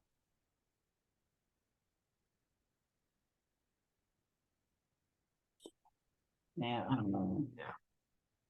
All right, let's move over to Holland. I'm not even gonna try to pronounce the name of the city. s-Hertogenbosch? Do you know anything about this tournament? I don't know anything about this tournament either. It's also quite quick. That's what I've heard. Even for grass? Yeah. Okay. And the weather, I know in Stuttgart it's like 70s and sunny.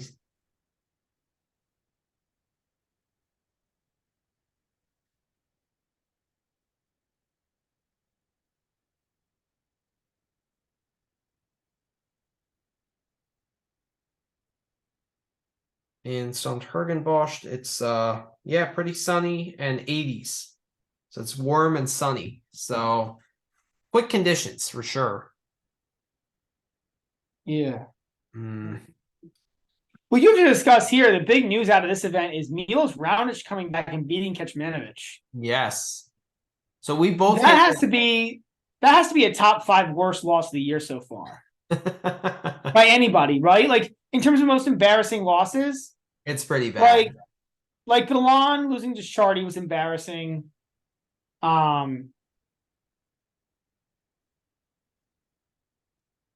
Stock losing to Peckett or whatever his name is, the real estate agent, was embarrassing.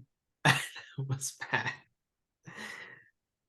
But then this actually might be the worst. I don't know. It's close. Like, is this worse than Galan losing to Chardy? It's very close. It's close. Because like Kecmanovic is a better player. But like I think Raonic probably is a better player coming back than Raonic, healthy Raonic, who, you know, played tennis matches and training, you know, in a 2-year span. Like he's better than Kecmanovic, right? Like peak Raonic is better than peak Kecmanovic, but like right. But when you haven't played like any match, not even the ATP, like no, he didn't play any challengers or ITF futures. He didn't play anything in 2 years. Yeah. You know, like, and you come out against a top 30 player and get beaten in straight sets, 3 and 4. And it was the way he got beaten. Like I think in the second set, like so he lost. So Raonic double faulted 4 times in a game and held. He served 5 aces. He served 5 aces and 7 doubles in the first set, and didn't get broken. Like he was giving up 1.4 double faults per game in the first set and didn't get broken. Like the only game I really saw was Raonic to close the match out, and he actually played a good service game there. He had like 2 aces. So from what I can gather, he hit 10 aces in the second set with no doubles, which is pretty damn good given it was 5 games. Okay. But yeah, he literally lost 1, 3. He lost 3 points on serve in the second set. And he lost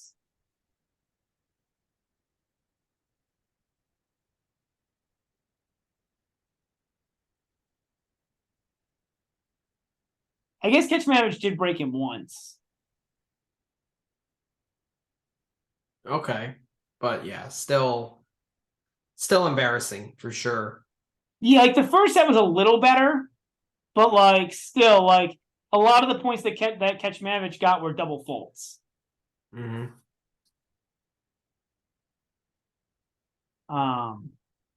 Yeah, I mean, that being said, like if we look at this first quarter, so you have Medvedev playing Monterino, which is actually a very good. Monterino beat Fees. Yeah, he beat Fees 7-6, 6-4, and that was I called that match perfectly. I bet Monterino over 12.5. Nice. So that was a good call. Yeah. Just Monterino. Yeah, this is terrible. I can't believe Medvedev is the outright favorite here at plus 185. I think that's a joke. That's a joke. I don't like that at all. Like, because what is Medvedev's grass history? Not great. Yeah, I don't remember him being like a guy who loves the grass. I think round of 16 in Wimbledon. You lost to Hurkacz one year, I think round of 16. Yeah, that was well, he didn't play last year. He wasn't allowed to, and then 2 years ago he made round of 16. I don't think he's made the 2019 he quarters. made round of 32. Correct.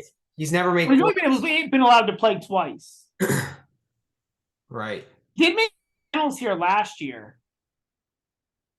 What was that? Medvedev did make the final here last year. Okay, and lost to Van Riethoven. Got crushed by him, right? Yeah. And he made the final in Halle as well. So there actually is a little bit of evidence that Medvedev can play on grass. Well, you could see why, right? He has a pretty good serve. He's tall, and then he's like, keeps the ball low, especially on that backhand side, right? Yeah. Like you can see why he might be pretty good on grass. But yeah, he just doesn't have much interest in moving forward. Exactly. That's yeah. I can't believe that Raonic is better on the outright here than has better odds on the outright here than Bublik. Like, is Bublik a good play here at 20-1? Well, I gotta look at his draw. Well, let's go through the quarters first. So obviously, Medvedev versus Mannarino. Like, I think that's a tricky match for Medvedev. What's the head-to-head there? Is there any head-to-head Medvedev versus Mannarino?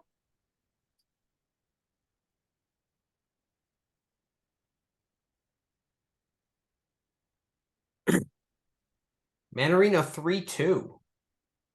But that kind of makes sense to me. Although some of those are all old though. The 3 wins for Well, Mannarino. he beat him at Wimbledon in 5 sets. That's an 18 though.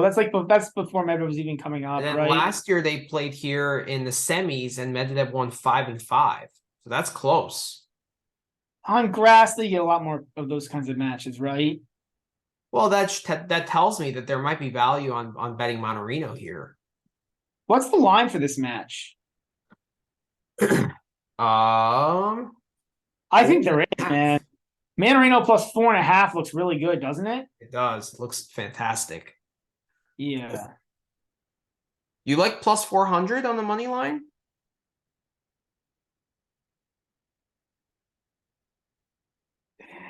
I think with Medvedev, I prefer taking games or sets because Medvedev's just so damn mentally tough. Like if we saw this, right? We've seen this all year where like he's won so many matches where he's looked like shit. And I can see this being another match where Mannarino looks like shit, or Medvedev looks like shit and finds a way to pull it out. Yeah. I also don't mind like the overs here. I think are good plays as well. Like over 21.5 seems really low to me. Yeah. I like that. Any grass over 21.5, 21 is pretty good. Yeah. Mannarino to win a set is plus 140. Yeah, I think this is pick your favorite Mannarino line. My favorite is personally the 4.5 games. Mm-hmm. I actually could see 4 and 4 here. Yeah. Well, we got 5 and 5 here last year, right?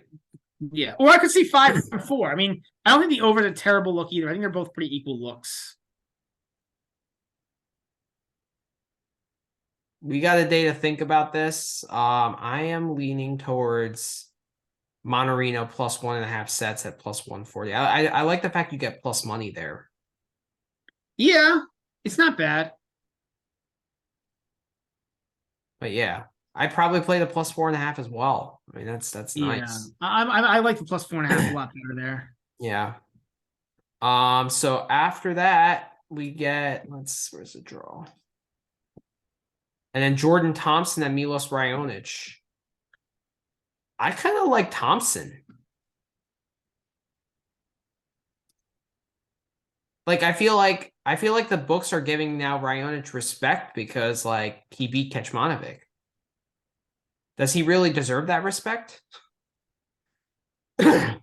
Playing that was his only match. in 2 years? Like, do they think like, oh, he won a match, now he's going to make the Wimbledon final again? No, I think Thompson's a dream play here at plus 110. No, plus 120. Yeah. I like the money line there on Thompson at plus 120. Me too. I mean, it's not even like a question mark. I agree. Do you like Thompson straight sets at plus 260?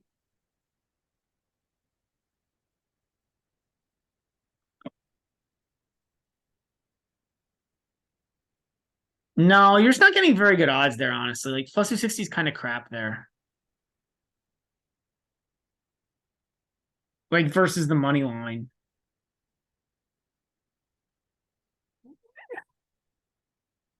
Like if every set is a coin flip, right? Just in theory, then like the Thompson in 1 point, the Thompson in 2 sets is not a good play, whereas the Thompson money line would be a good play. So like, but I get it. Like I think it's how good you feel about Thompson. Like how far off do you think this line is? I think Thompson should be slightly favored. Slightly. I think he should be minus. I think this line is completely flipped wrong. I think the wrong line is on the wrong player.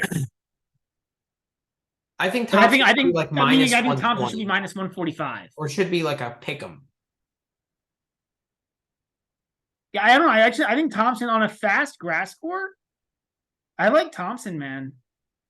The thing with Thompson is he's not very mentally strong. But does he need to beat Raonic? But I just don't think Raonic is that mentally like hard, challenging of a player to play at this point. Is he? You just have to get back his serve. Yeah. And get like 2 more balls in the court. Yeah.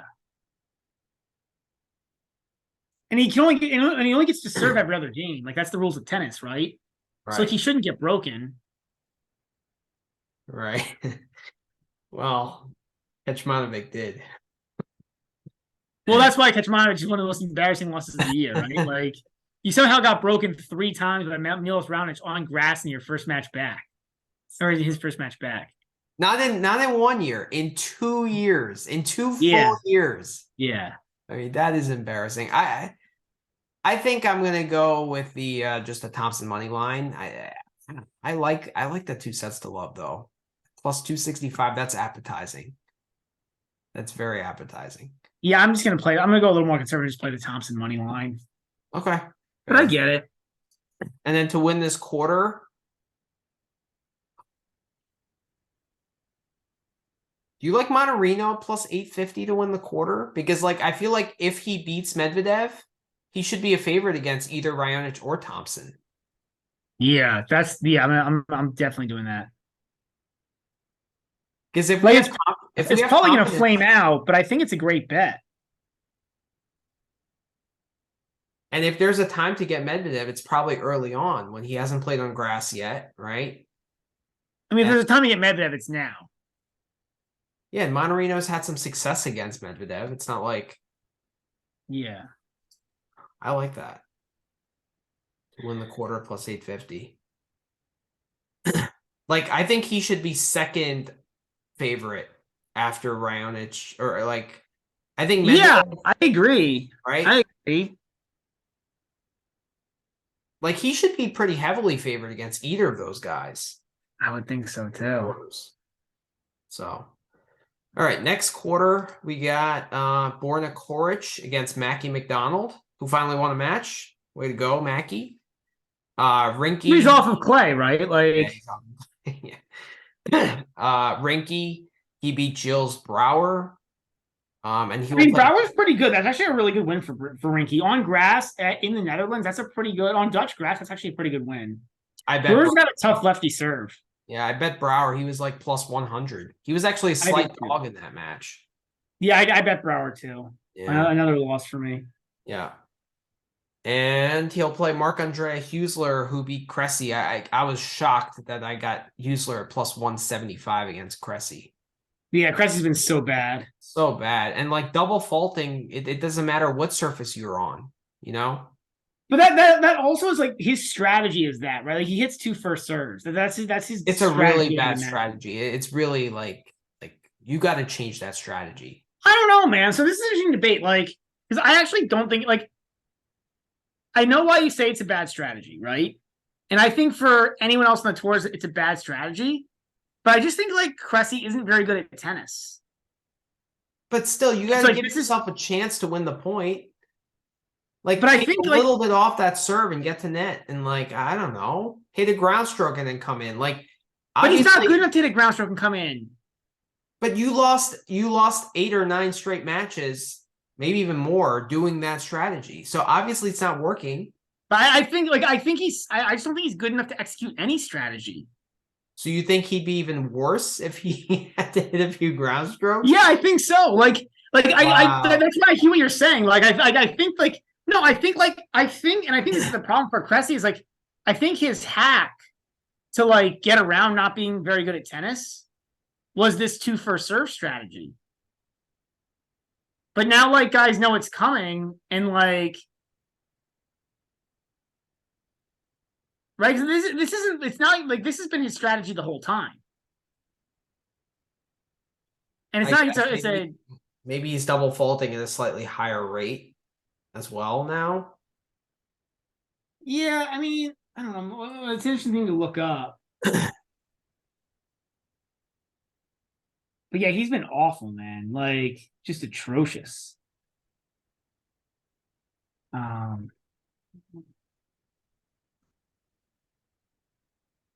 So in that famous match, he played Medvedev at the Australian Open. Yeah. You remember that match? Yeah, I remember that match. He had 18 doubles. He had 18 doubles. And how many? Like, it's not that surprising. Right? Because like that means he made 70% of his second serves in the box. Which is about what you would expect. Right, but what I'm trying to see is he doubling at a higher percentage now than when he doubled. So in 2023, right? Yeah. He doubled 14% of the time. Okay. In 2022, he doubled 10% of the time. So yes. So he's doubling at a slightly higher rate now. Yeah.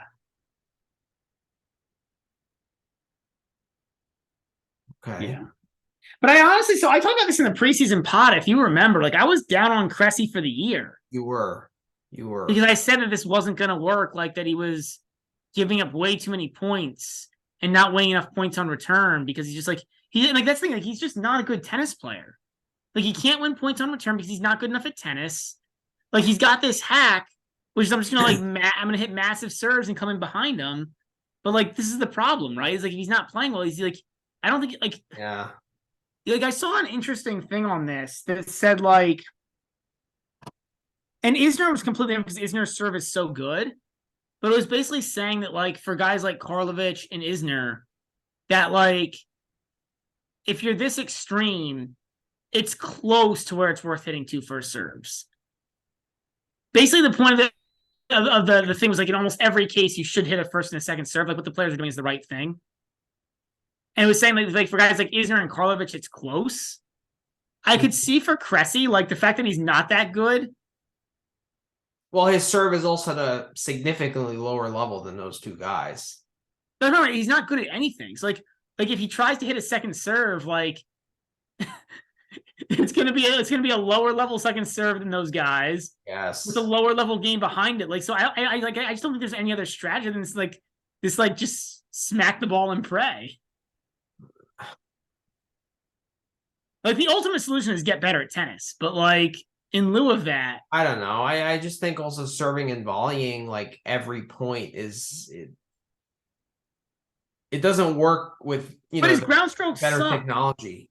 But he sucks. Like he sucks at everything else. It's like what else is he gonna do? So I guess he's holding on to a decent enough ranking because of that Montpellier run that he had this year. Yeah. And like that's the thing too, right? With Cressy, he's much better indoors because like that strategy works so much better indoors. So you don't have to worry about wind or like anything else, like wind, sun, yada yada yada, impacting your game. He's a hard fade during the outdoor season. He's had a couple good runs, but that was a good call in the preseason pod to like significantly fade him. Yeah. Because you're right. I mean, I think we should have more chances to do it. The problem is like everybody knows the deal with Cressy, so it's actually so hard to fade him. Like this was an opportunity and I missed it. I was thrilled I got plus 175 on Houston. Yeah. I mean, that was like a no-brainer. But all right, so getting back to the quarter here. So Coric plays McDonald. Coric is plus 120, Mackey is plus 300, Husler is plus 325, and Rinke is plus 450. This is a weak-ass quarter. I kind of like anybody not named Coric. Specifically, I like Husler? Yeah. Even Rinke's not terrible. What's the Husler-Rinke line? I'm interested. What's your guess? I'm going to guess it's Husler minus a game and like minus 135 or something. You got it spot on. Yeah. I like Husler money line. Actually, I think it's pretty well set. Like, I think Husler should be a slight favorite, and he is. Like, the line is maybe 5 to 10 cents too low here, but factoring in juice, you're not getting any value out of betting Husler. Okay. I'm looking, man. Coric hasn't played on grass since 19. Really? Yeah. Wow. Not a single grass court match? No. Shocking to me. Damn. Why, he's been hurt? Yeah. Wow. What's the Coric Mackey line? Coric is a 1.5 game favorite, minus 145. I kind of like the Mackey money line here. But the only narrative is Coric having not played on grass in 4 years. Because otherwise Coric should win this.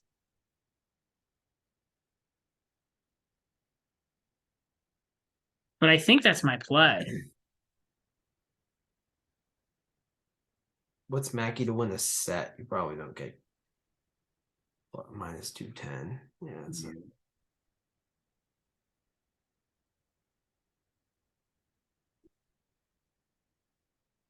The question here is, do you like the Coric? I mean, the only play here is the Mackey money line if you're going to play this, I think. 3-set line plus 130. What about the Mackey first set line? Plus 110? Yeah. That might be better. Because it might take some time for Coric to get used to the grass since he hasn't played in so long. Yeah. I like that slightly better. I think that's what I'm going to do. The Mackey first set money line. Yeah.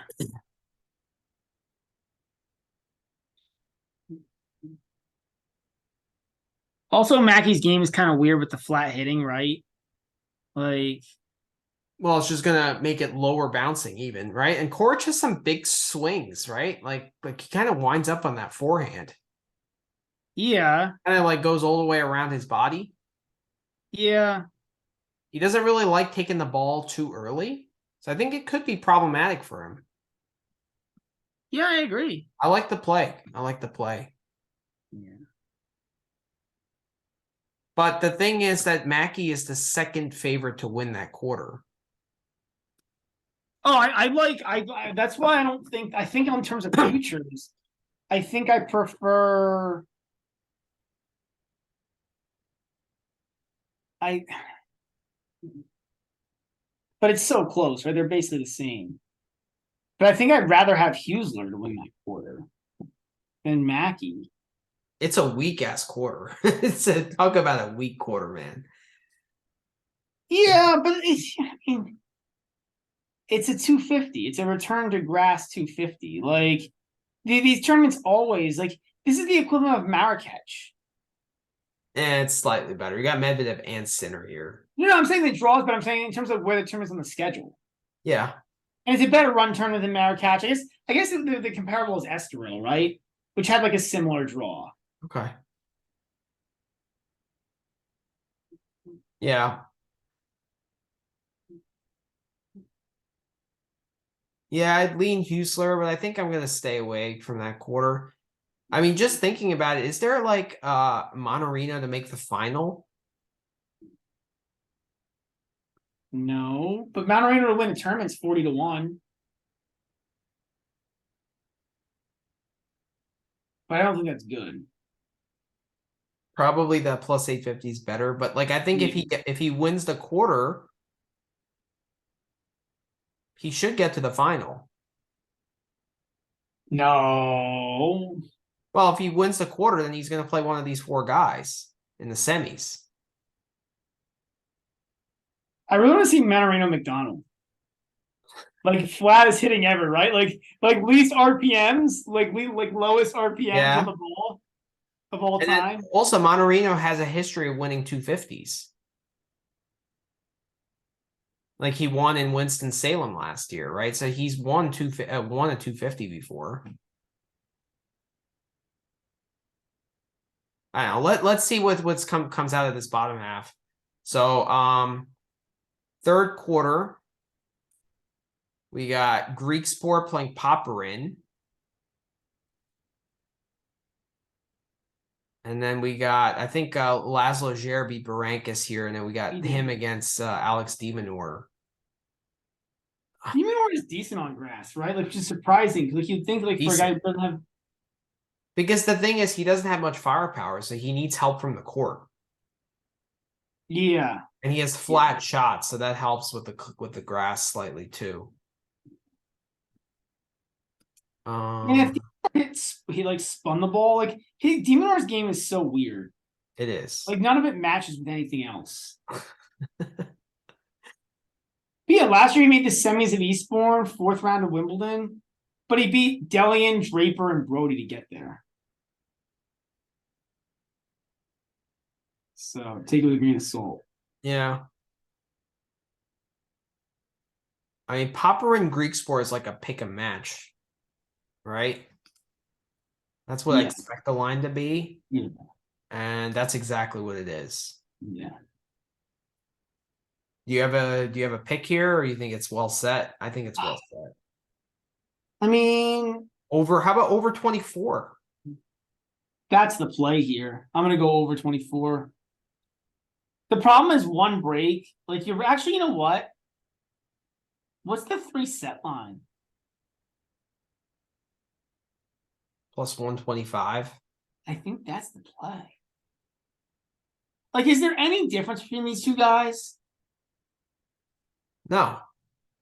And like, are either of these guys going to go away? Like, I don't think so. Not in the first 2 sets. Popper might get gassed out in the third. He probably has 2 sets in him. I prefer the over 24 because I think you can get I mean, like, it's worth 35 cents to get 7-6-7-5 and 7-6-7-6 and 7-5-7-5. Those are the only score lines you're getting with an over 24 in 2 sets. Yeah. So 7-5, 5-5 is a push. And then if you get 5-6 or 6-6, that's what you're paying 30 cents for those score lines. I think that's quite likely, though. I don't see many breaks here. I don't either. Like, I think this has a better chance of going over 25.5 than the Rinderknecht Popyrin match we had today. I agree with that. You know what? You talked me into it. That's my play. Over 24. Yeah. Yeah. I think there's a really good chance it sends up 6 and something in the third. Oh, yeah. Very good chance. And then Laszlo Djere and de Minaur. Anytime I see a 4-game spread in grass, I feel inclined to take the guy plus the games. Especially like this is I think this is the right line here. Like there's a gap here between these two guys on grass. You're probably right. Djere put a beat down on Berankis. Like, is Berankis that bad? Yes. His ranking's down to 212. Okay. Yeah, he's out of the top 200. Yeah, you're right. I mean, last year, Yuri's only win on grass was a retirement that he was winning 4-3 in the first set against Henry Squire. He lost to Tabilo in the first round of Wimbledon. Okay, all right. Granted, it was 7-6 in the fifth, but still, like, if you're losing to Tabilo in the first round of Wimbledon, that's not a great loss. No, that's a horrible loss. All right, but we know that, right? Like Yuri's a clay guy. Yeah. It's actually funny. In 21, he got a win in Wimbledon on grass, but he beat Pablo Cuevas, who's another complete clay guy, which is why it's hilarious. Like, that's really funny. Yeah. Yeah. All right, so I think I'll stay away there, and then I don't like de Minaur's odds to win the quarter at plus 120. It's not good enough because, like, Greek Sport Popperin, like, they're going to give him some trouble. I mean, I guess here's my problem, right? De Minaur is the favorite against either of those guys, though, right? Yeah. Against Greek Sport Popperin? I would agree with that, but slight. So then there's no value on this quarter. No. It's just a complete stay away. Yeah, I agree. And then the bottom quarter, which is actually quite loaded. You got Sinner, Ugo Humbert, Rusevori, and Bublik. I know. This is a loaded ass quarter. I know. Brutal draw. What is Bublik to win to outright? Is it like 20-1 or something? 20-1. See, that sucks. It's just a shit price. It's just not good enough. And then he plays Sinner first round. Well, that's why it's a shit price. Yeah. And what is the spread there? I think I saw 3.5, which sucks because, like, I think I saw earlier this was like 4 or 4.5. And I'm gonna be all over Bublik. I'm still all over Bublik at 3.5.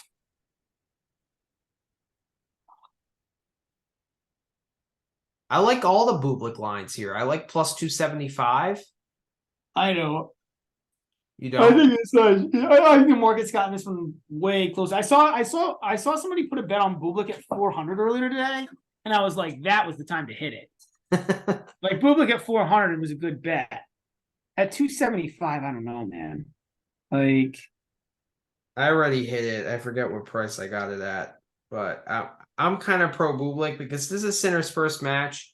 Didn't look good on, like, in clay, kind of like the last time we saw him.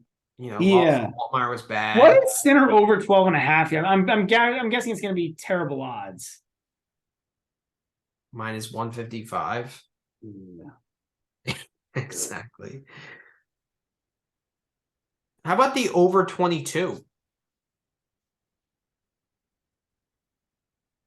It's just so scary with Bublik because you know this.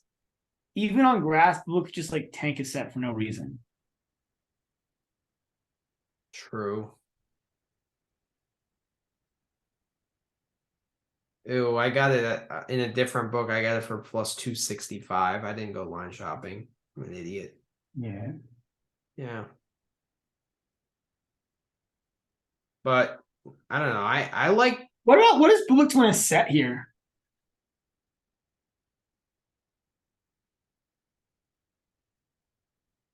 Minus 110.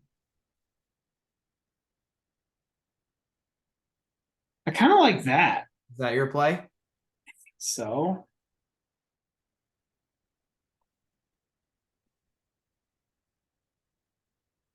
I mean, I think Bublik's looked a little more motivated lately. Like, grass is a good surface for him. He's got a good the surface for him. It favors his serve. I think Sinner's going to have a tough time finding rhythm here.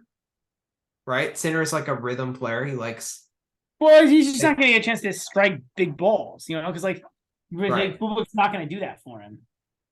Bublik's also going to throw in like a million probably dumbass drop shots, which actually might work against Sinner. Yeah. Like, I already hit the plus 3.5 and the Bublik money line, so I'm done here. But like I like the plus 1.5 sets. Yeah, that's my play here. Okay. Right. And then how about the Ugo Humbert Ruusuvuori match? This is a very, very tight, close match too.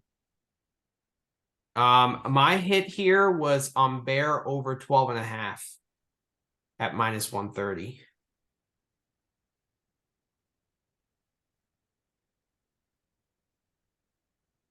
Do you like that?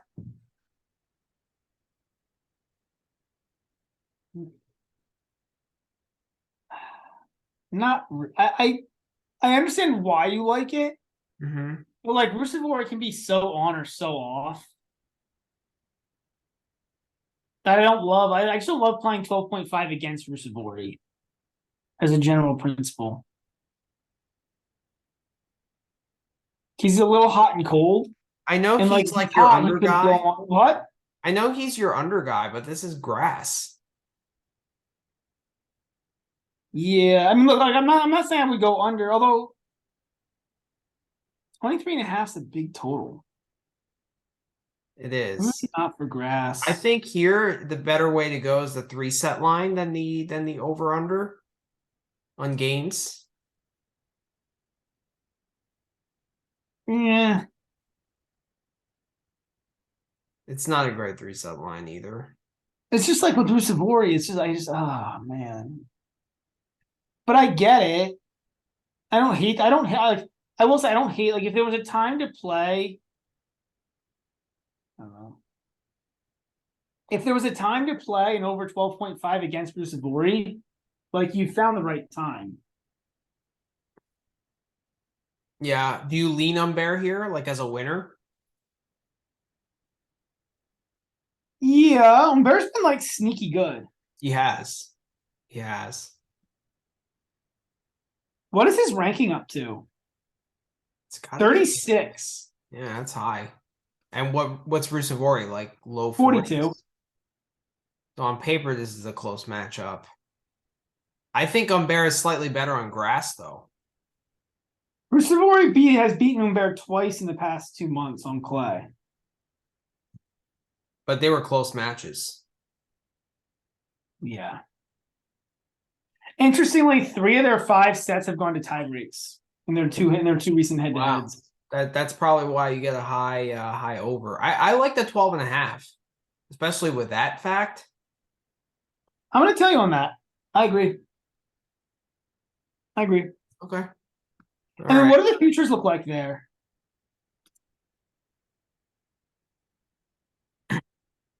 Futures are Sinner -125 to win the quarter, Humbert +325, Ruusuvuori +450, and Bublik +600.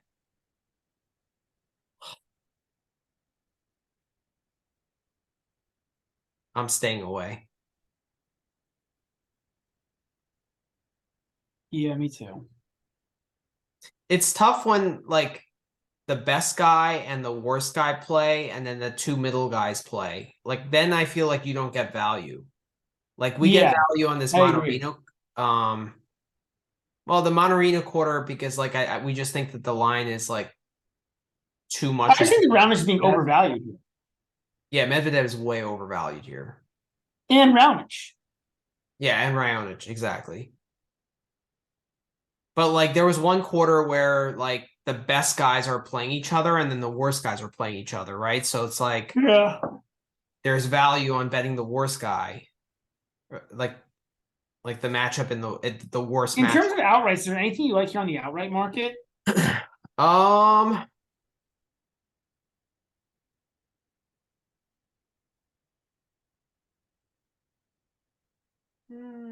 There isn't for me.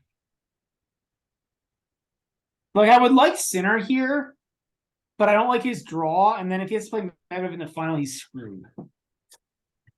Sinner against Medvedev, it's like the worst matchup. I don't think it matters what court. Like I said, like this would be probably a good court for Sinner to play Medvedev on, but like I don't care if it's in like Sinner's backyard and like I still wouldn't take Sinner. The only one I kind of like is the Monorino one. I just think, man, like he's gonna play somebody decent in the semi. Like he's gonna play somebody decent in the finals probably, and he's probably a dog in the finals. Yeah, I think the 850 quarter is better. He is. I mean, I wish he was like in the second quarter. Yeah. But yeah, I guess. I don't know. What about Mackey at 20? Well, 25 to 1. That's remotely fun. That's not terrible. It's like it's best to pick someone in the weakest quarter. I also don't mind because I don't want somebody on that top half. Like, so what? Actually, you know what I kind of like here? What is the bottom half to win? Minus 115 is the same. I kind of like that. Because, like, outside of Medvedev, who on the top half is really a threat to win this tournament? And don't tell me Manarino. I think Manarino is the second favorite to win in the top half. That's the point. That's why it's a joke. Like, I disagree with you. I think actually, like, Coric is just such a much better player than any of the other guys. Like, I get it. Grass isn't the best place to play on grass in 4 years, but I think, like, okay, you know, and like Mackey and Manarino is probably pretty close. Like, it's, but your point is well taken. Like, it's a really weak top half, with the exception of half Greek Sport, Popperin, Demonor, Sinner, and then all these guys. Yeah, I think the bottom half to win the title is not a bad look. The only problem is if Sinner plays Medvedev, then you're screwed. Well, the problem is if Medvedev makes it through, I mean, the problem is you're basically, but it feels like it's kind of almost like a field against Medvedev bet, which I don't hate. Yeah. Yeah. Yeah, that's my play here. The bottom half. How about the third quarter to win the title at plus 550? Yeah. Yeah. Because if Sinner and Medvedev make it through, like, there's a chance they have to go through Sinner and Medvedev. Like, yeah, that's true. That's and the thing is, like, with Greek Sport and Poppy, like, they're not even that much better. Even if they don't, like, they could lose to Manarino. Right. Because they're erratic. They have big games that supposedly suit grass, but they're erratic. Yeah, you're right. The bottom half one is better. All right. So that does it for our draw talk and second round preview. Yeah, back to grass, baby. Back to grass. Yep. So we'll probably do a pod. When do you think we'll do a pod, Manny? Later this weekend sometime? We'll do it this weekend. This weekend should be good. And then maybe we can do a live feed on Saturday or no, this weekend I'm working, but maybe next week for Queens we can do some kind of live feed at some point. So. Yeah. Because next week we got 250 500s, right? 500s, yeah. Queens and high A. So it's a good week next week. So. Yeah. All right, very good. So thanks again for all the support. Almost at 400 followers, right? We're at it's slowed down a little bit the back half of the French, but that's to be expected. Yeah. Well, we gained about 100 followers in what, like 2 weeks. This is impressive. Impressive. Yep. All right, everyone. Definitely some fun. We appreciate all the talk from Cage in Vegas. Yes. This guy's an animal. Cage in Vegas is really an animal, man. He is all over the Twitter. All over. I mean, he's doing ITF futures. He's doing everything, like literally nonstop. Yeah. I don't know how these guys do it, man. Like, it's just amazing to me. But it's amazing. All right. Well, have a good night, guys. Peace out. All right, guys. Have a good night.